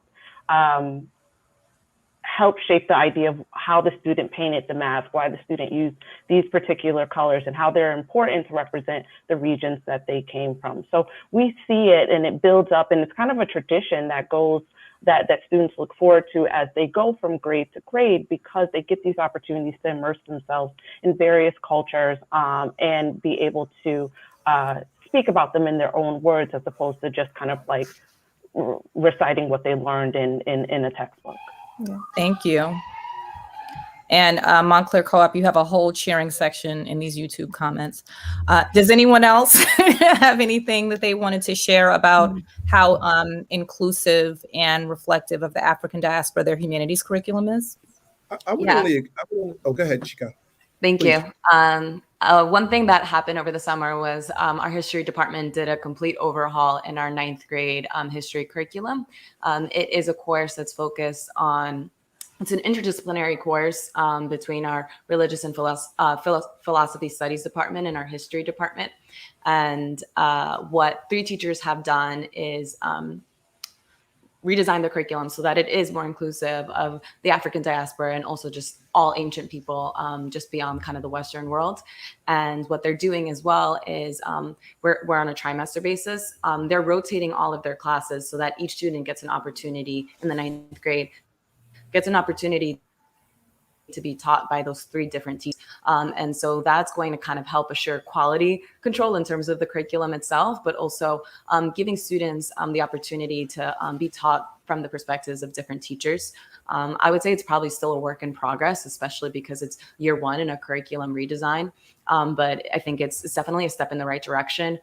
We also do have electives in our history department that specifically touch on topics of race. But again, I think that would be another area of growth. during my time here, one thing that I think has been special is that students do get an opportunity to design their own classes. We call that our tutorial program.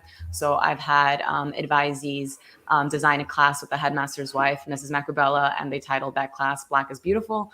So it was nice to see them work with her throughout the term and see their culminating project. I also know another student worked with an English teacher just to do a really deep dive on the book Black Boy. So these are just obviously anecdotal, but more examples in which our faculty were really dedicating to following the lead of students' interests themselves. During my time here, we had great visiting artists come, amazing speakers come and shed light on different topics that are of importance to our community. And I myself also visited South Africa with the headmaster, his wife, and a group of about 15 students. The headmaster and his wife actually are originally from South Africa and came to the United States under asylum because of their work in the anti-apartheid movement. So being able to go to Robben Island alongside them and our students was probably one of the most moving experiences I've ever had in my life. And obviously that's kind of specific to the students that I was there with, but I think emblematic of both the kind of leader that we have, but also, I think the kind of closeness and also the great impact that an experience like studying at a school like Groton might leave on a student. Chika, that was a great segue to what I wanted to contribute, which is that I hope that as families who are on the call schedule interviews at schools, that while the question about humanities is a good one, I hope that you feel comfortable asking the question about the curriculum broadly defined and ways in which we're seeing ourselves in the curriculum. We should see ourselves in science. We should be able to study economics and understand how we apply economic theories or principles to what's issues that are emerging in Black communities around the country. And we should certainly, as Chika points out, we should be taking advantage of travel opportunities to see the world, to broaden our worldview, quite frankly. And those are opportunities, again, that I hope that all of our families on the call are engaging with schools in the interview and the application process. I think you'll learn a great deal about what's available to you that might actually be part of the transformation of your high school experience. So I'll leave it there. Thank you, Hotchkiss. Listen, the collection plate is being passed around right now.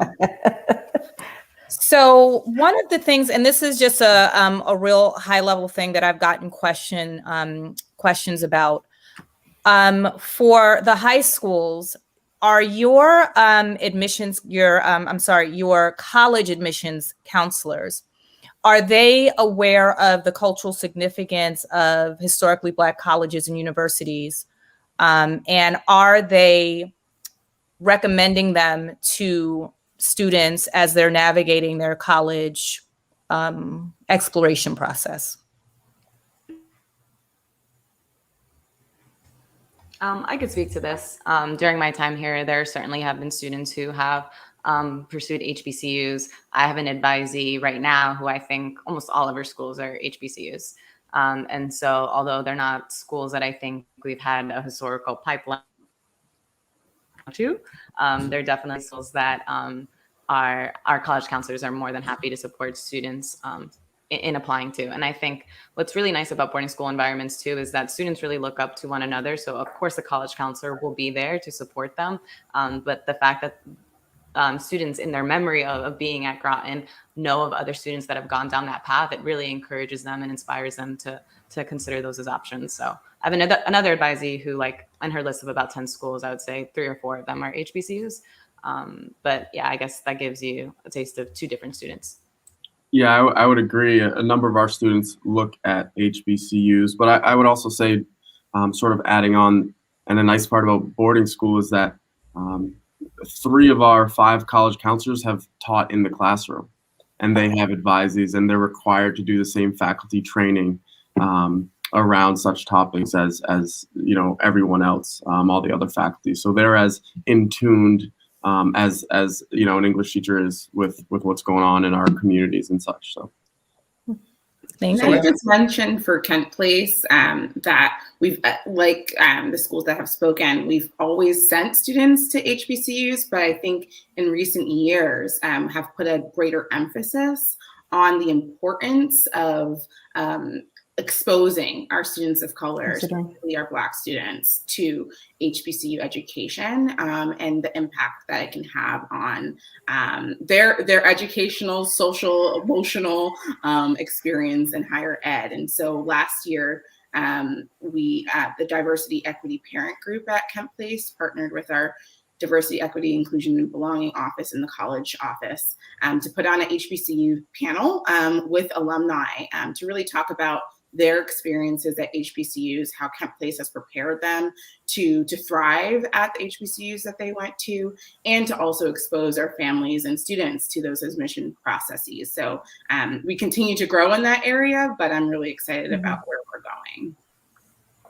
Well, I think we're excited to support students who consider HBCUs or any range of colleges. And Shavar is going to laugh at me now because I'm going to talk about my son, who we just went through the college search process with our son, and watching he and his friends explore the process. One of the challenging aspects of certainly looking at some HBCUs, not all, is the consideration of debt obligation applying to colleges and universities. And so it's not a surprise to me that when I looked at the young Black men in his cohort who were looking at educational institutions, that the elite liberal arts colleges, where many are need blind with no loan packages for families who qualify for extensive aid, is really attractive. So for us, again, I'm hopeful that my son will take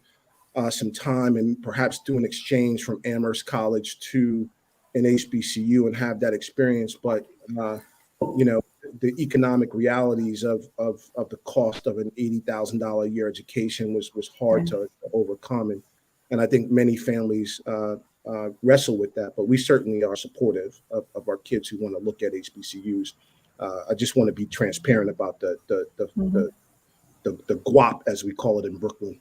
So, and actually, there's a young man right now. We had a really good conversation with him. He's at Morehouse, and he graduated from Hotchkiss, and he's having a wonderful experience there.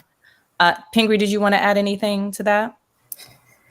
Being at the lower school, I'm not as involved, but I do follow up with families that have been at the lower school. And I know this year, I believe we have at least two, or is it last year or the year before? I get confused now with COVID, that have gone on to historically Black colleges. But I think, as Kent Place said, it's an area of growth, and I do know that more and more families are considering it. And I know that our diversity, equity, and inclusion department is really focusing on working with the college counseling office to even see where we can better have partnerships with some of the HBCUs. And also, you didn't mention this, but Pingree also hosted an HBCU alumni panel, which my daughter was a part of. My daughter graduated from Pingree, and she also attends Spelman. So we are going to be wrapping up in a moment. I just want to say for everyone watching, you do have a directory of all of the participating organizations and institutions that have links and helpful information. You would have received that in your email from Eventbrite. And I'd like to thank all of the representatives today for joining us. And what I would like for you to leave us with is, if you had to pick 3 words that you think alumni and alumna would use to personify their experience at your institution, what would it be? You only get 3 words. So we are going to go around and we'll start. Groton looks like you look like you're still, okay, I don't want to put you on the spot. Let's see, Taft, you look like you're ready. Perfect. We can be ready. I think one word is engaging, and then I would say meaningful, right? And then finally, service, just because to follow our motto, not to be served, but to serve. So engaging, meaningful, and service-minded. Amazing. Hotchkiss. Oh, Oh, okay. Groton, go ahead. No, let's go. Fine. You're not ready? It is okay No, I'm if ready. you I'm are ready. not ready. No, I'm good. All right. Okay. So I would say family, home, and foundation. Amazing. Hotchkiss. I would say community, challenging, inspiring. Thank you. Kent Place. I would say empowerment, leadership, and sisterhood. Thank you. Montclair Co-op. I would go with known, challenged, and supported. Thank you. And Pingree. Personally, I would You say don't, wait, so just FYI, you don't, maybe you two should collaborate because you only get three words for Okay. your school. Do you want me to go, Lorian? Go ahead, Sheila. Okay. I hope these are 3 words: lifelong life skills. Okay, I will allow the hyphenations. Okay, thank you. I'll allow it. Okay. Thank you so much. Enjoy your day, enjoy your weekend, and I'm sure, have a great admission cycle process. And thank you for joining us. Thank you. Thank you. Take care.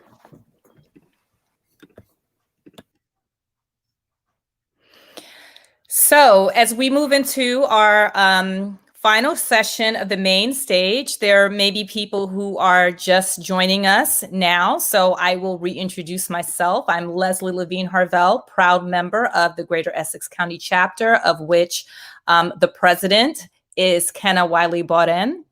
I am the mother of 5 amazing daughters, 9, 11, 13, 19, and 21. 2 of which graduated from a few of the schools joining us today, one of which I currently have a child attending, and the vast majority of the schools participating in today's event were carefully selected by our committee, as we have current or associate members or members of our sister chapters that have had children who've graduated from these schools and they've had positive experiences. This was paramount to us when we curated our list. And on that note, if there are schools that you don't see listed on today's program and you think that, these are schools that we should be thinking about, and, you have personally had a great experience as a parent, definitely reach out to us. If there's a school today that you see that you want to get that mother to mother,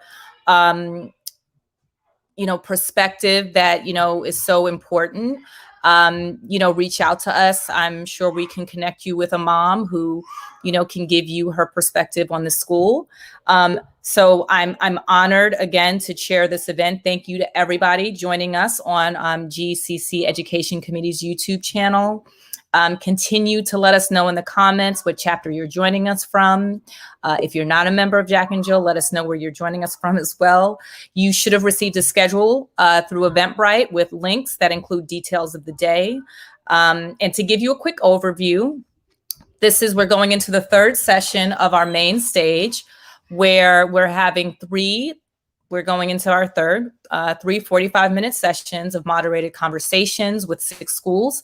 And we're also taking Q&A towards the end, and I'm also sort of weaving that into my conversation. And then from 12 to 1, there are 3 breakout sessions. These topics and links are also in the schedule you receive. Those are Google Meet links. The breakout sessions will not be streamed. So we are just waiting for the remainder of the schools to join us in the waiting room. And we have joining us for the 3rd session, we have Choate Rosemary Hall, Del Barton School, Montclair Kimberly Academy, Oaknell School of the Holy Child, and the Petty School.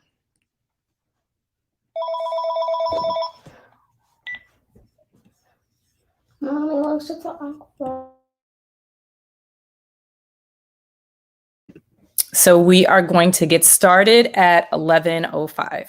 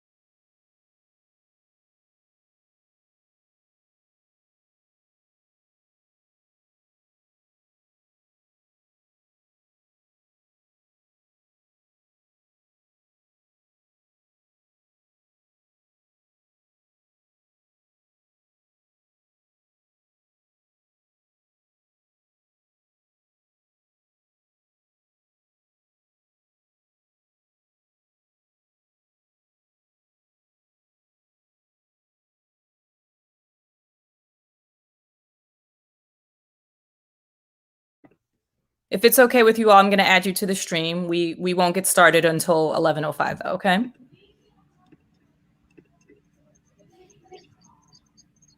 I will wait. Okay, there we go. Hi, everyone. Were you able to watch on YouTube? You know what? I didn't realize until after the fact, like, you know what? They might want to watch. Like, I should have sent them the YouTube link before. So my apologies for that, but hopefully you got it this morning and you've been able to watch some of the conversation. Okay, and then we have, all right. So I just want to make sure I've chopped up right. Hi, everyone. And oh, we are, let me just, missing one person. I'm just going to, while we have 4 minutes, I'm going to reach out to the one other school that is supposed to be joining us.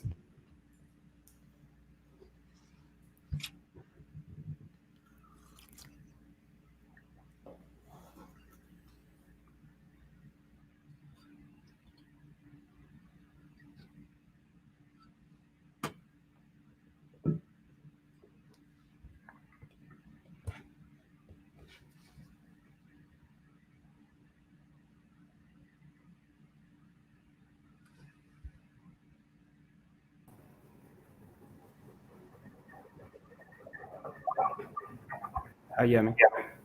Hi, how are you? Hello. See you. Good morning, everyone. Good morning. We're going to be getting started in exactly 4 minutes. I have a 9 and 11-year-old. Like, I don't know what's going on, so I'm about to step away. I will be right back.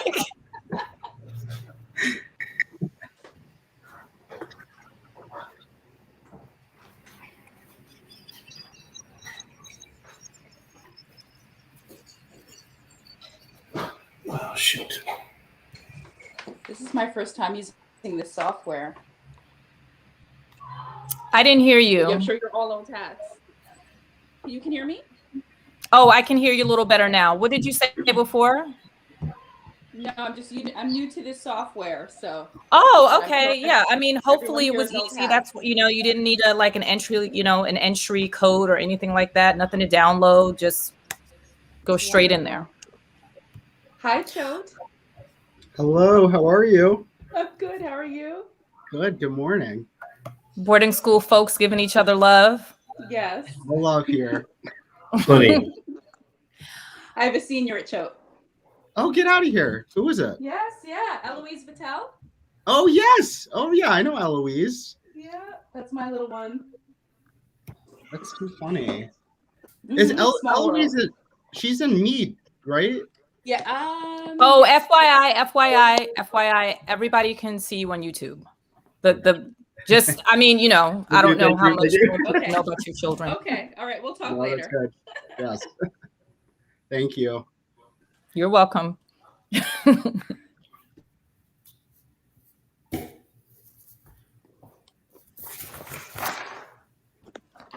So before we get started, I just wanted to, reintroduce myself. I don't know if you all got to see, but we are doing a quick,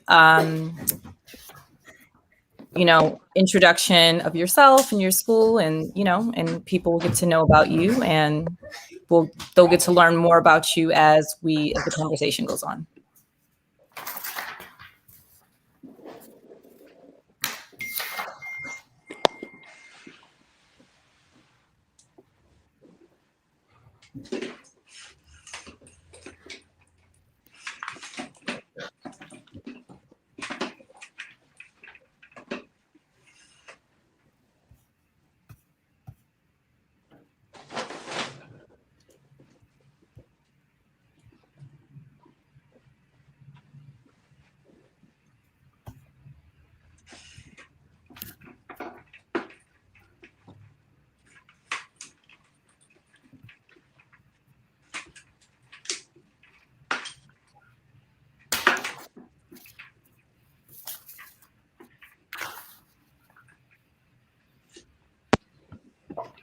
Thank you so much. So for everyone joining us for session 3 on our main stage, we have Choate Rosemary Hall, Delbarton School, the Montclair Kimberly Academy, affectionately known as MKA, Oak Knoll School of the Holy Child, and the Petty School. So each of you will, introduce yourself, very brief, high-level overview of your school. And let's start with Choate. Hello, everyone. My name is Ryan Strange. I'm a mission officer at Choate Rosemary Hall, located in Wallingford, Connecticut. Also, thank you to Jack and Jill for hosting this. So Choate is located in Wallingford, Connecticut. We're about a little under 2 hours from New York City train ride, right to Grand Central, about a little under 2-hour drive from Boston. We're composed of 868 students this year, 50% boys, 50% girls. 53% of our students self-identify as a student of color. But I'm so excited to be with you all today. Thank you. And then Delbarton.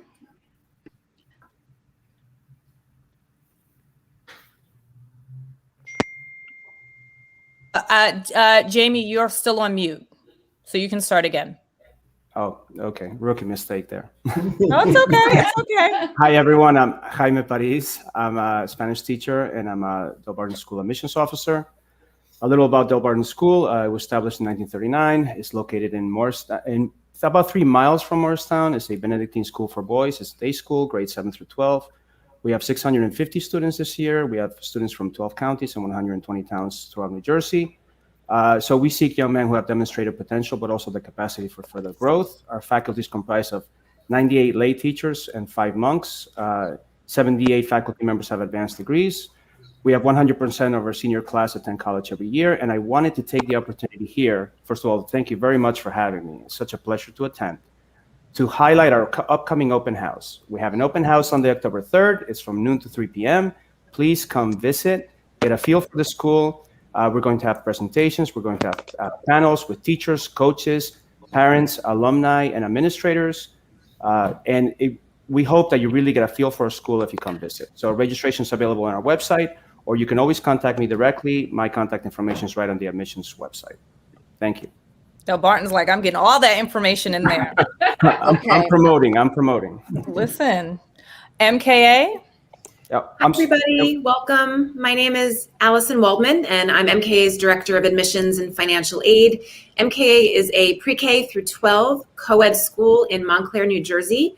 Our current enrollment is a little bit over 1,050 students. I want to thank Jack and Jill so much for organizing this great event. MKA is one of the largest coeducational independent schools in New Jersey and is really committed to providing every student in grades pre-K through 12 with opportunities to develop their infinite potential in terms of both their intellect and their character. Guided by our motto, knowledge, vision, and integrity, the school encourages active participation in the arts, athletics, and community engagement to enhance the growth that's really fostered by our challenging academic curriculum. We have 3 age-appropriate campuses, a primary school, which is pre-K through 3, a middle school, which is grades 4 through 8, and a high school, which is grades 9 through 12. And we have a very strong commitment to diversity, equity, and inclusion, as well as faculty professional development. And these are all hallmarks of the MKA experience. Thank you. Thank you, MKA. And I know Jamie wanted to say something. Sorry, I just wanted to say that we also have a Delbarton parent with us. And that's Yemi Benedict Patel, if you wouldn't mind introducing yourself, Yemi. Good morning. Yemi, you are like, wait a minute. So like you have, okay, because by the way, so I have 5 daughters, just FYI. And so, right. Like I usually like beat everyone when, like it's an elite club having 5 children, right? So it's funny that you're like, hi, Choate, child there. Delbarton got a child over there, so I just think that's funny. And Kent Place. Did you say Kent Place too? Yes. Wait a second. That is so funny. And 3 very different schools, but all of my children are loving their experiences. So my name is Yemi Benedict Patel. I am from the mighty Bergen Passaic chapter out here in northern New Jersey. I am the mother of a son at Delbarton. He is a lifer who started in the 7th grade. And I said as well that I'm also a Choate mom and I'm also a Kent Place mom. Del Barton's been a wonderful experience for our son. The school is unique in that it really has a strong parent involvement. And so right now I am on the executive board of the Del Barton Mothers Guild, which is our main fundraising arm. And I'm also on the executive board of the Parent Council on Diversity and Inclusion. And I am one of the leaders of our New Jersey Catholic Conference on Diversity, which is coming up in October. We are putting it together in partnership with St. Benedict's. Thank you for having me. This is a wonderful opportunity. Oak Knoll. Hi, good morning. Leslie and Jack and Jill, thank you so much for having us here today. It's a delight to spend some time with you here on Saturday morning.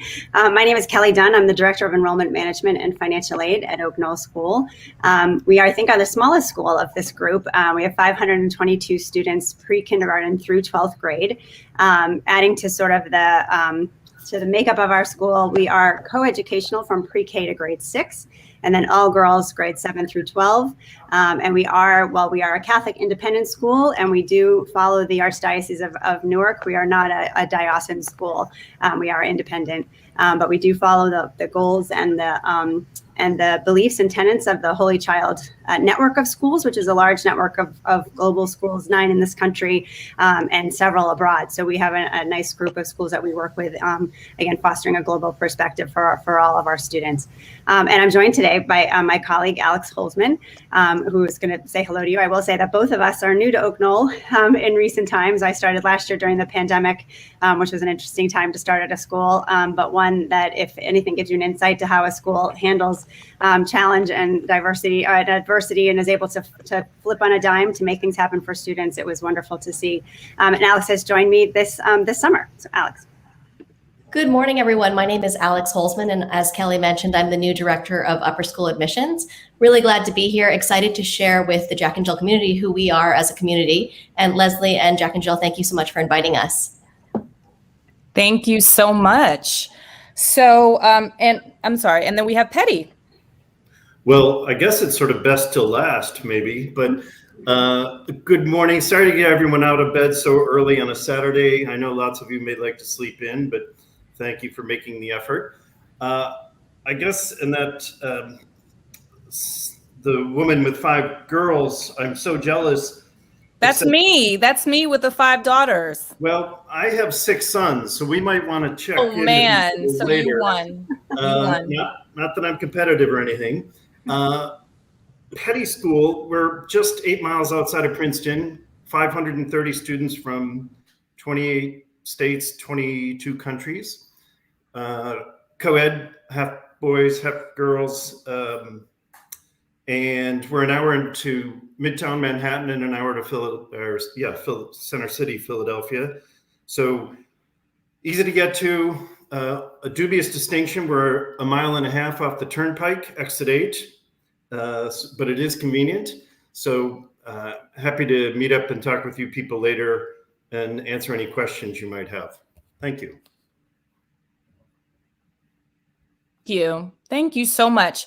Can you let us know what your percentage of students that identify as Black at your institutions? So let's start with, we can go in order. So let's start with Choate.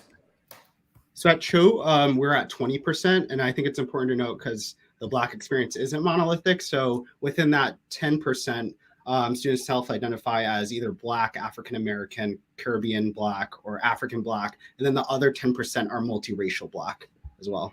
By the way, I love boarding schools are so great at making that distinction. Like, I feel like every single session in boarding schools, like, you know. So Del Barton. Oh, you're on mute again. It's okay. Sorry, okay. Last time it happens. Okay, so Del Barton has 18 African American students. That's 2.77% of the student population.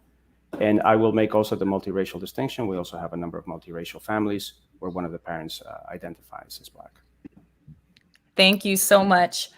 MKA. Thank you. MKA has about 15% students of color, and like Jaime just said, We also have many families who identify as multiracial, with one parent being Black as well. What is the percentage of MKA of people that identify as Black at MKA? 15%. Thank you. Thank you. Oak Knoll. Sure. So as Kelly mentioned, we are pre-K through 12. So overall, we're looking at approximately 19% students of color. But with the breakdown for our lower school, that's about 10% who identify as Black. And in our upper school, it's about 4%. Thank you. And Petty? Well, as of last night, the numbers hadn't been parsed out yet. We are at 48% domestic students of color, but I don't have a breakdown on that this morning, but I will get that, and happy to speak with anyone on that regard at a later time. Thank you. One of the things about Jack and Jill that's amazing and is important for us is cultivating and fostering community. How do your schools approach creating community, and particularly for those students who are not coming in at entry points? And that's for anyone. I'll start. Thanks, Leslie. I think we all can say so many similar things about community, and I'm sure we all talk about it a lot. But for a school like MKA that is pre-K through 12, we welcome about 170 or so students per year. We are really changing the dynamic of our community every single year with that many new students coming in. And especially for students coming into MKA who are in a different environment, for them, it's about that first moment. We recognize that it's going to take some time for any student to come in and feel like they can raise their hand and jump right in. So for us, it's really about making sure students feel seen, feel heard, and feel known by their peers, by their teachers, right from the very beginning. And it really even starts before school begins, as I'm sure we're all very much a part of class placement and making sure, and it's very intentional. And, we get that question a lot, oh, are your class placements? How do you do that? And for us, it's hours and hours to really make sure that all of our students, especially our students of color, have other students in their advisor groups, in their classrooms who look like them, who have teachers who look like them. So for us, community building starts even before school begins. Thank you. Anyone else? Sure, I'll pick up on that. Again, as a smaller school, we do bring in about 100 new students every year, and for us, that really starts at the moment of enrollment. So as soon as a family has said that they have accepted our offer of admission, we roll them into weekly newsletters, to matching them with a parent buddy, a family that's from a similar either geographic location or has similar aged children, so that they can connect over the summer. And we have a couple of different orientations. For the older students, we do bring them in June to get a first look, parents too, and then they come back right before school starts, of course, to get to know their classmates. And our lower school, we really do want parents to get to know each other first, and those play dates and things happen over the summer. Once students are here, we just had a really fun lower school assembly at the end of last week, which was our first week in which all of the new students were recognized and presented with a certificate, and again, made to feel welcome and known. And in the upper school, there's a variety of things for both 7th and 9th grade. Alex will tell you a little bit about a special program we have for the 7th grade, but we do start those opening days with advisory periods, extra advisory periods, and peer leader programs, again, to make sure everybody finds their person, finds somebody, an adult or another student that they can connect with right away. And that's true for our parent body as well. Thank you. Hi, so at Del Barton, we have extensive student orientation. It begins right away as soon as we notify accepted students. We have an accepted student reception in which the students are introduced to the school culture, and they get to meet and interact with each other, and they get to meet and interact with members of the other grades already attending the school, and teachers, parents, etc. So then our orientation begins for new students 2 weeks before classes actually begin. And it involves, for example, just a tour of the school and a rundown of their schedule, and being addressed by different organizations from the school, taking a trip together, et cetera, et cetera. And then as soon as they begin the school year, we have a number of student groups and school programs available for them. So there's the Deaneries program, which is a student group that meets regularly once every 2 weeks, and they plan all kinds of events together and service programs. And that's students from across various grades. So incoming students get to interact with students from all grades, and they get to feel part of that same group.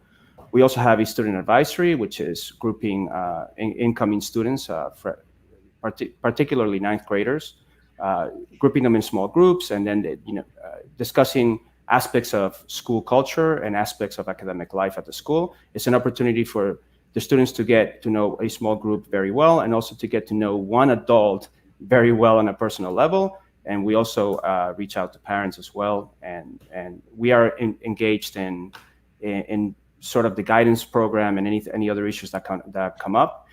We also have a diversity among peers program that has a student-to-student peer mentoring program. So that program tries to pair incoming students one-on-one with older students that have been at the school. At times, they're trying to find students that have similar shared histories to the incoming students, so students can see themselves in those older students that are that can become role models and have clearly been successful at the school. And so that is a great way for them to feel welcome and to also feel supported. Thank you. Oh, Petty, did you want to say something? Yeah, I do, just because boarding school by design is a 7-day-a-week, 24-hour-a-day community.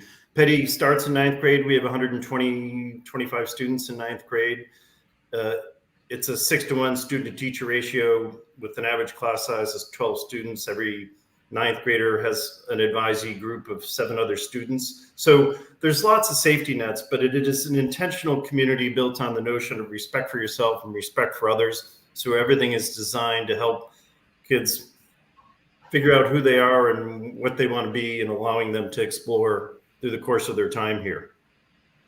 Thank you so much. So in 2020, there was an Instagram reckoning that was inspired by Black Lives Matter, where there were Black at Instagram accounts created associated with, various independent schools. It started in New York City and then it proliferated throughout the country. Whether or not you had a Black at account associated with your school, did you use that time? Did that moment, make you do introspection? And if so, what came out of that? Yes, I can jump in first. So I think we're in a very critical time, and especially last year with a lot of the Black at Instagrams. It poses question: did much change from kind of the start of these institutions? Are they the same? And in Choate particular, the Black at Instagram accounts sparked a DEI task force. So this is composed of 11 faculty members, and in charge is our Dean of Equity Inclusion, Dr. Rachel Myers, to really investigate each one of these posts, interviewing alum and also current students in our community, as well as faculty members, and getting to the heart of these situations that were represented in all these posts. And then through this action, there were 3 phases. So the first phase where it was kind of the interview phase and really, coming up with data and statistics of what's going on. The second phase was, posing new initiatives and new policy within the institution. And then the third phase was a final report of our findings, and holding, departments on campus as well as just the greater institution accountable for these kind of incidents that have occurred. So with how painful some of these experiences were during, what we observed at Black at Instagram accounts, it also, sparked, some initiative, which is very important to note as well. Thank you so much. Does anyone else, any of the other schools want to share anything? I think I'll share a few thoughts on this, and then Yemi, if you wouldn't mind sharing the parents' perspective on this.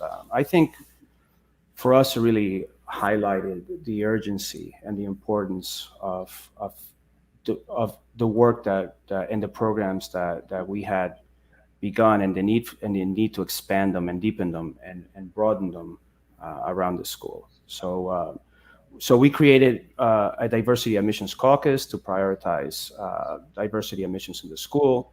That definitely was rethought and reemphasized, and the creation of the outreach coordinator position to make sure that we were really reaching out into the community, and having everyone be aware of where Delbarton is and why you should apply. I think we also had a diversity peer learning team that was a faculty members teachers group discussing diversity issues among the school. But we as a school, we had intensified diversity training for the faculty as a whole. But within the school, particularly with our diversity coordinator who's not here today, and within our diversity among peers team and our PCBI group, every area of our school is being thought about, and and all our procedures are being rethought.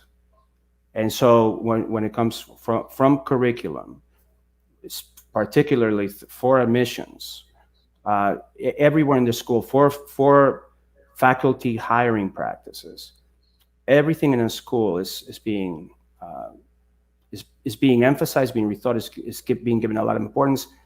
Frankly, I sit in the diversity admissions caucus, and it made our work, just so much easier, I should say.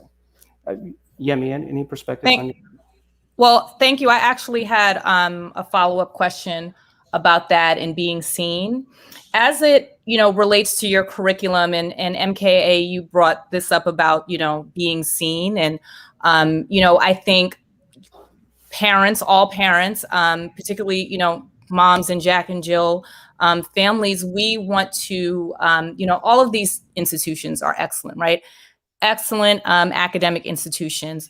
Ultimately, we want our children to be seen at these institutions. We want them to be well emotionally adjusted.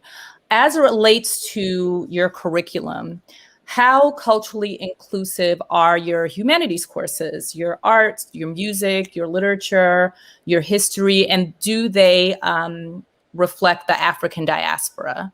So I'd love to hear, the school representatives talk about the curriculum as it relates to that.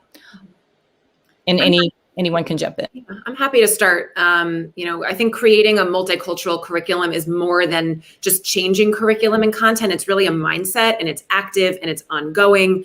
And it's really a curricular practice that teachers engage in. It really begins with all teachers kind of identifying their own biases and then designing units of study that sort of honor and are relevant to the students whom they're teaching in their classroom. And that can be different from year to year, which I think is so wonderful for all of our schools, that we do have that flexibility.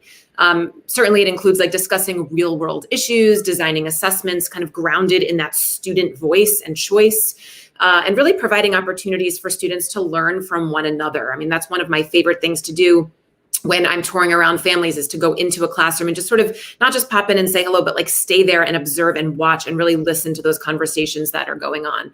Leslie, I think we all agree that all students should see themselves represented within the curriculum, and our resources like regular books, primary sources, films that teachers use for instruction absolutely must reflect the diversity of the student body. And Black history in particular really can't be solely taught from the deficit model, and we have to expose students to really a broad range of voices when exploring issues such as racism and discrimination and classism. And the last thing I'll say is really, as part of our multicultural curricular practice, all of our teachers at MKA are really committed to honoring their students' narratives, providing multiple perspectives within their disciplines, and really providing students the opportunity to understand themselves, other members of the community, and of course, the global society as well. Thank you so much.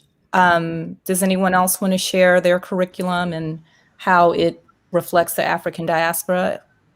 Yeah, Leslie, I would like to. Thanks. In fact, Oak Knoll has a policy or a practice of every 3 years engaging in curriculum review, pre-K through 12, and it's at the board level and includes faculty and parents.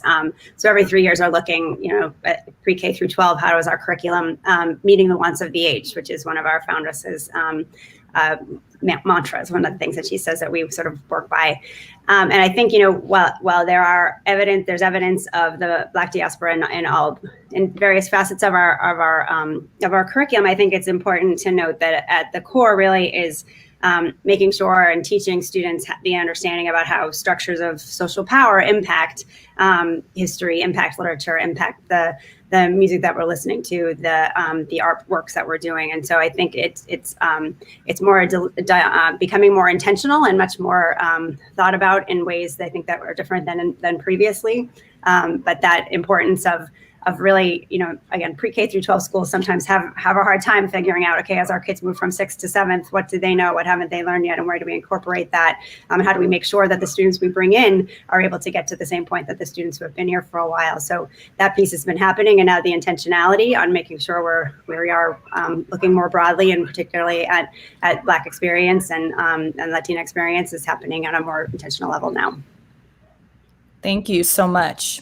Any of the other, Choate, did you have something? Yeah, I would just like to say, I think, this is an important question, and I think every school has an obligation to make sure students can see, their experience in the classroom and what they're learning and teaching. And I just appreciate what everyone has to say. At Choate, we have a system in place where we do review our curriculum constantly. Our director of curriculum initiatives, really is focusing on that. We have a thing called the DEC, Driving Equity at Choate. And this is a group of faculty members that will, kind of assign to different departments on campus to make sure that we are teaching, across, the spectrum of, African-American perspective, the African,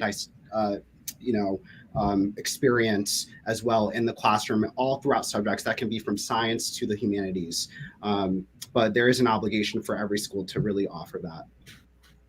Thank you. Petty, did you want to add something? Yeah, just that, sadly, 2020 wasn't the year that this suddenly started. It's been an issue in the making for hundreds of years. And as a school, and I think other schools here too, that being able to support and affirm our students in many different ways in the classroom, on the stage, on the court, wherever it might be, is a responsibility that we take in a global perspective with the draw of kids from around the country and world. It is our job to make the world a better place. We start in our own communities and sort of continuing with the lessons that parents have been working with for 13, 14 years. It's not like we're suddenly miracle workers. This is just an ongoing partnership as we see it. Thank you.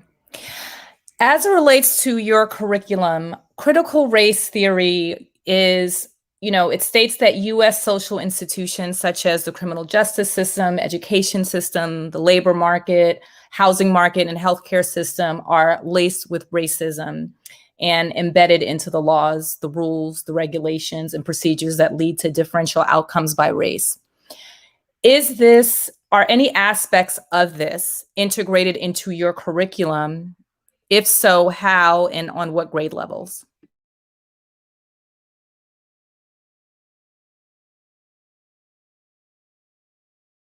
I can speak for Del Barton very quickly.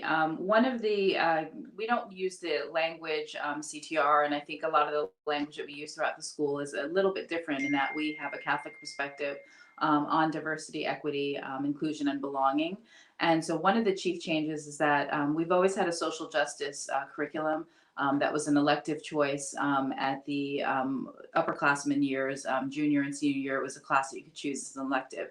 It is now offered in 2 phases. It is a requirement now for all of our sophomores. And the social justice curriculum is, again, a full semester course, and it really discusses everything from poverty, racism, sexism, and its impact on American society. And particularly focuses on individual leaders, people like Doris Day, Martin Luther King. It's really a broad range, but really addressing those issues, those systematic issues that continue to affect our society. But it is a requirement. And again, it's something that's taught through a Catholic lens. A lot of the curriculum work that we do every year, obviously our school does review its curriculum, and there has been a real difference in the types of books that are chosen for the kids to read and be exposed to. So when you look at the curriculum and you look at our textbooks and you look at also the novels and nonfiction reading materials that are required additionally in the courses, particularly in the humanities, that has evolved tremendously over the last 3 years. Thank you.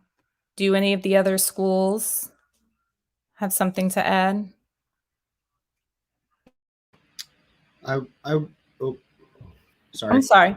No, I'm sorry, Leslie. I was just going to say too, I think kind of what you mentioned, kind of recognizing that racism is embedded in society all throughout. I think, institutions, specifically PWIs, have to, reflect and be honest if we are, giving access, if we are, holding ourselves accountable to make sure that we recognize the truth in that, that, not every person will have the same experience here at these institutions, but making sure, that they do eventually. But yes, thank you for that question. And thank you for that comment. One of the other things that I wanted to sort of understand is signature programming that makes your school special and unique. Do you have any signature programming that you can share that you feel makes your institution unique? It's a lob coming across the net. I'll jump in. We do have the Signature Experience, which is a program that students in the course of junior year are invited to apply for, and they spend course time over junior year in anticipation of summer internship that Petty helps facilitate, or maybe the student has a particular interest and connections. But it is one where the students for 4 to 6 weeks will do an internship in the summer and then come back at the start of senior year and do a presentation to the community, sort of highlighting where they started and where they ended up, and sort of the adventure that goes in between that. So it's allowing students who have a particular interest or passion to explore that. It's not required, but many of our students do take advantage of it. So the Signature Experience is, and you can find more detailed information on our website, but I'm sure other schools have variations of that. Thank you. Is there, oh, go ahead. I'll jump in as well. So at Oakville, there are a number of different signature programs, but one of the things that I really do love is a program we have called Empower Her. And this is a program that our 7th and 8th graders are involved in, where we really try to instill confidence and responsibility and also just partnership with the girls so that they do understand, what it means to come together as a class. So before classes actually start, they do participate in a number of different workshops where advisors and other faculty members come together to put together the activities and the agendas. And the whole idea of this program is really just to ensure that our girls are comfortable growing individually, but also bonding together as a whole class. We do have other programs, capstone projects, which our seniors actually participate for a month-long capstone. This can be through a number of different things, through art. Sometimes they choose to be in, let's say, the science field, the math field. Kelly, I'm not sure if you wanted to jump in, but with the capstones in particular, I think you probably saw some of the presentations in the spring. Yeah, I loved the capstone presentations last year, even though they were presented virtually. But everything from interning with Merrill Lynch to one girl who went to work at a bakery for a month because she loved baking and entrepreneurship and was thinking that that's what she wants to do. And to another who actually rebuilt a car with a mechanic, a friend of hers. So I think an opportunity to do something that's completely might be out of their comfort zone, but involves a passion and something they might take them with them going forward, and then to come back and share the excitement of that with their faculty and peers is wonderful to watch as we get ready to launch them to college. Leslie, I can jump in for MKA. We do have a few signature programs, but the one that really comes to the top for me for this group is really our culture of integrated ethics, which has really a guiding question, which is how can we best develop the moral and intellectual habits of good character and really turning questioning into a personal understanding and global engagement. So MKA has character standards, and these are, for lack of a better term, sort of the guts of who we are as a school. You'll see them at primary school, middle school, and upper school, and really all members of the MKA community really strive to act, speak, and think in ways that are fair and informed and respectful, temperate. There are 8 total, but the culture of integrated ethics is weaved into our curriculum and everything that we do. And then at our high school level, students actually take a course called integrated ethics. Choate also has 8 signature programs. The one that comes to mind is our Kohler Environmental Immersion Program. We have a Kohler Environmental Center that's about a mile off the main campus, but about 20 students or so will live up there for the entire year, learn about climate change, social responsibility. There are 2 working laboratories. The building itself is LEED certified platinum, so it's completely sustainable. They use cooking waste for energy, solar panels too on top.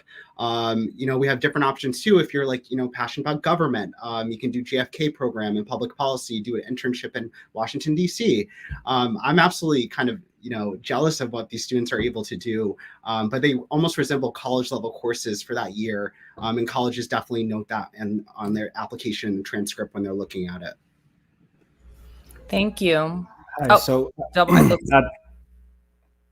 at Delbarton, we have a few signature programs. A few that come to mind now are the Delbarton Incubator. So that's a program in which students, they brainstorm and they digitally design and then a product, and then they create the product. We have 3D printing available and other ways of creating the product. Then they create also ways to advertise the product.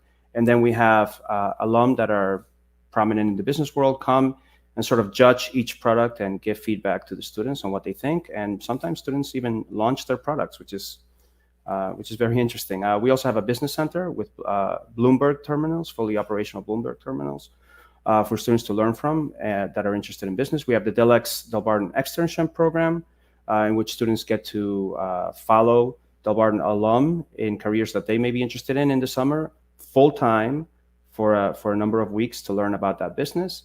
And I'm a language teacher at Delbarton, so the Arabic language program for me is phenomenal. So we established an Arabic language program, I would say probably 5 years ago. And students are just so excited to be in it, and they're growing in it, and they take a trip to an Arabic-speaking country every summer, and they stay there for a couple of weeks, and it's just wonderful. Thank you so much. One of the things I wanted to know is, because every school has a different methodology around this, how do you measure individual student achievement and progress? And I will go around to make it easier. Choate. I appreciate this question. I think we like to say at Choate, not one path is the same. Everyone is different. They want a different experience out of this, their 4 years or however long they're here.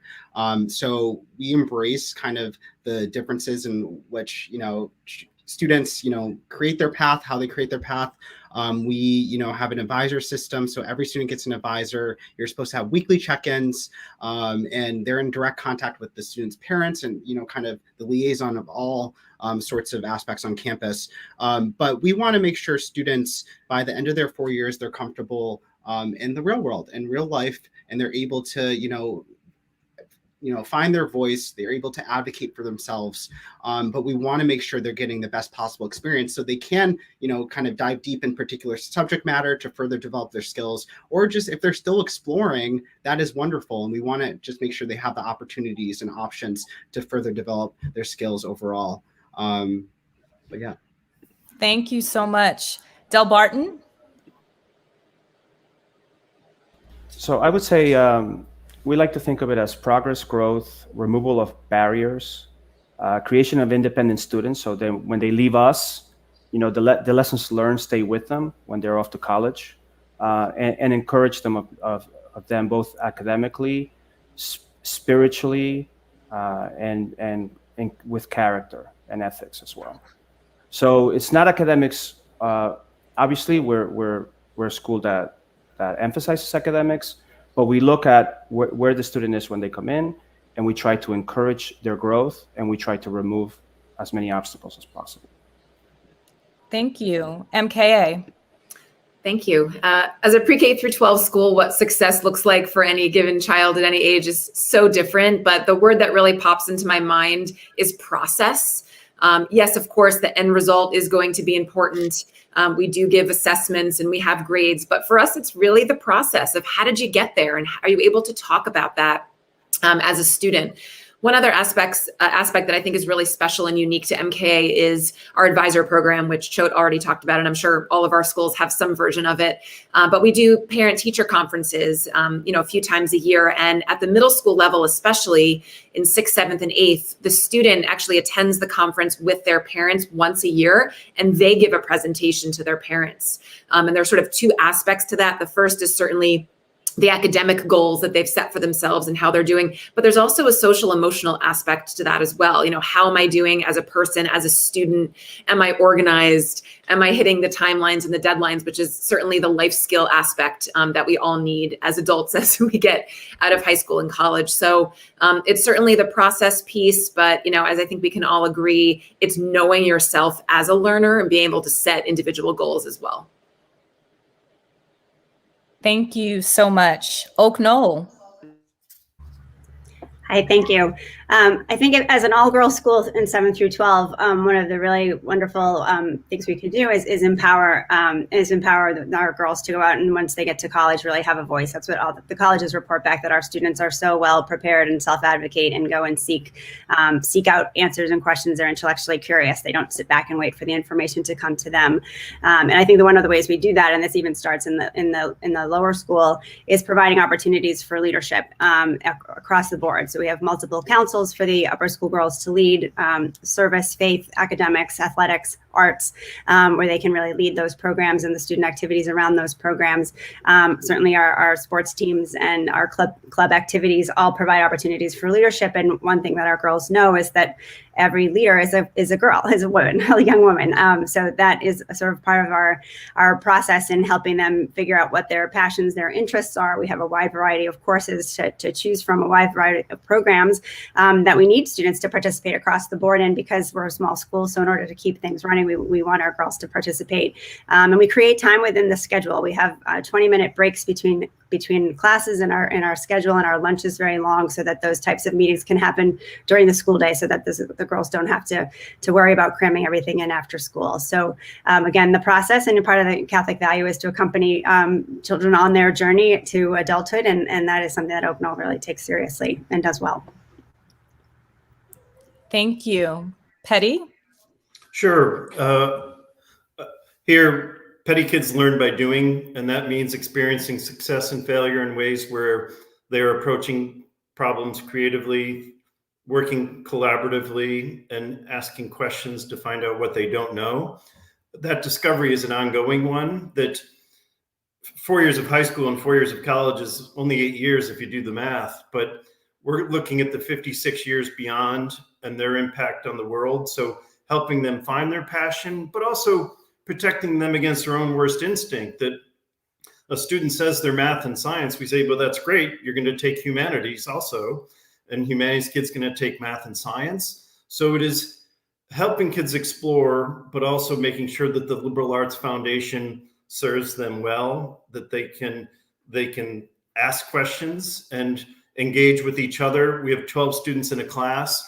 So it's student-led and driven discussion in ways where they're wrestling and moving beyond the superficial to getting underlying motivation and reasons. So it's an ongoing one. And again, the movement to adulthood is through trial and error and helping them figure out who they are, what's important to them, but doing it in a way where they're connecting and contributing with others. Thank you so much. One of the things that our committee members were talking about is the cultural significance of HBCUs.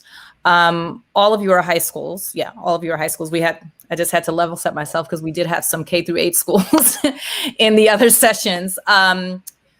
Do your college counselors, the college counselors, as they're interacting with their seniors, do they understand the cultural significance of historically Black colleges and universities, and are they suggesting them to their students?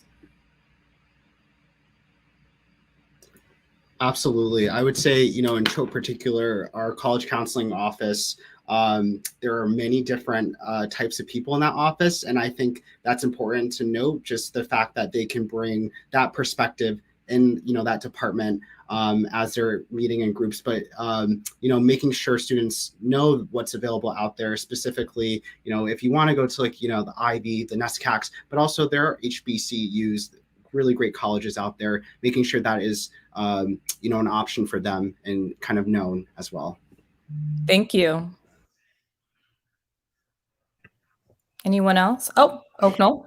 So I would actually say that because Oaknell is so small, we do have a really personalized process.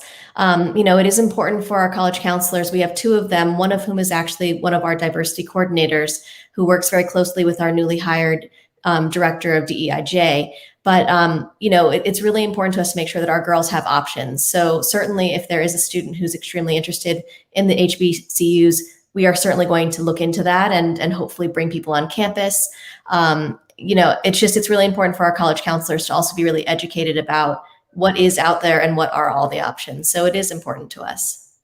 Thank you. And so we are going to be finishing up this session. Before we go, I just want to thank you so much. I hope you had as much fun as I did. Thank you for the information. For those of you watching on YouTube, I just want to remind you that for all of the schools and organizations that are participating today, you would have received a directory with links to the school as well as useful information about these schools. Also, as a reminder, we do have our breakout sessions that are coming up. You will see some of the schools that participated in the breakout sessions. You will see some of the schools that participated in the main stage in the breakout sessions, or you may not. Your schedule will let you know that. But to close out the session, one of the things I would like you to leave us with, and if you've been watching on YouTube, you've had a little bit more time to prepare than your colleagues. Each school gets one answer. Okay. So if you had to select 3 words that your alumna or alumni would choose to select to personify their experience at your school, what would it be? So I'm going to give you a little 10 seconds, little 15 seconds. Confer with your colleagues and Yemi. okay. 3 words. Oh, 3 words only. 3 words only. Yemi, you want to Okay. do? Sure, I'll do. Want me to do 1 and you do 2, or I do 2, you do 1? Okay. That works. No more than 3. Okay. See, we're very collaborative at Del Barton. Okay. Yes. Oh, wait. Someone's trying to get an extra word in there. I peeped that. I will allow it, though. I will allow it. So, Okay. But we'll start with Del Barton. Okay, so I'll give 1, brotherhood. Yes. Okay. Yeah. Brotherhood. I would say service. And I would say, oh, Go ahead. you go ahead. No, you go. Inspiration. Thank Brotherhood, you, Del service, Barton. inspiration. Thank you so much. Choate. First 3 words that come to mind is character, community, and innovation. Fabulous. MKA. Joy, definitely number 1, balance, and collaboration. Thank you. Oak Knoll. I think I would say, or we would say, empowering, supportive, and I know this isn't 1, but action-oriented. Okay. I'll allow the hyphenated words. And Petty. Excitement, curiosity, and character would be the characteristics Petty kids possess. Thank you so much. Enjoy the rest of your weekend. Have a great admissions cycle. I know it will be busy. For everyone watching us on YouTube, breakout session 1 is We Are One, advocating for your child with learning differences. That will be with the Winston School of Short Hills and Denise Reckham, for a special education attorney. The link, I'm actually going to post the links in YouTube, but you will have the link in your schedule. Breakout session 2, Beyond MLK and International Day. What does it mean to have a culturally inclusive school? Newark Academy, the Petty School, Exeter, the Pingree School, and the Taft School. And breakout session 3, the pressure to excel, supporting mental health and wellness in the independent school environment. Choate Rosemary Hall, Farbrook School, the Lawrenceville School, Miss Porter's School, and Oak Knoll School of the Holy Child. Thank you so much, folks. Have a great weekend. Thanks, Leslie. Bye, everybody. Take care. See you. Have a great day.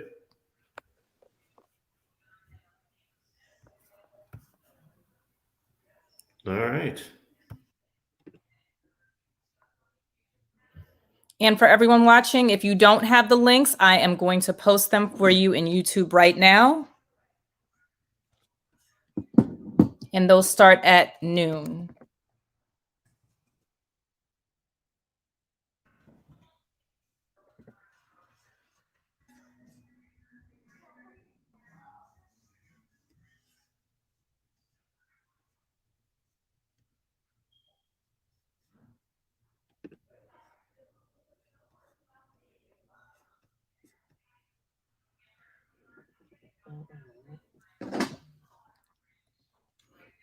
Hello.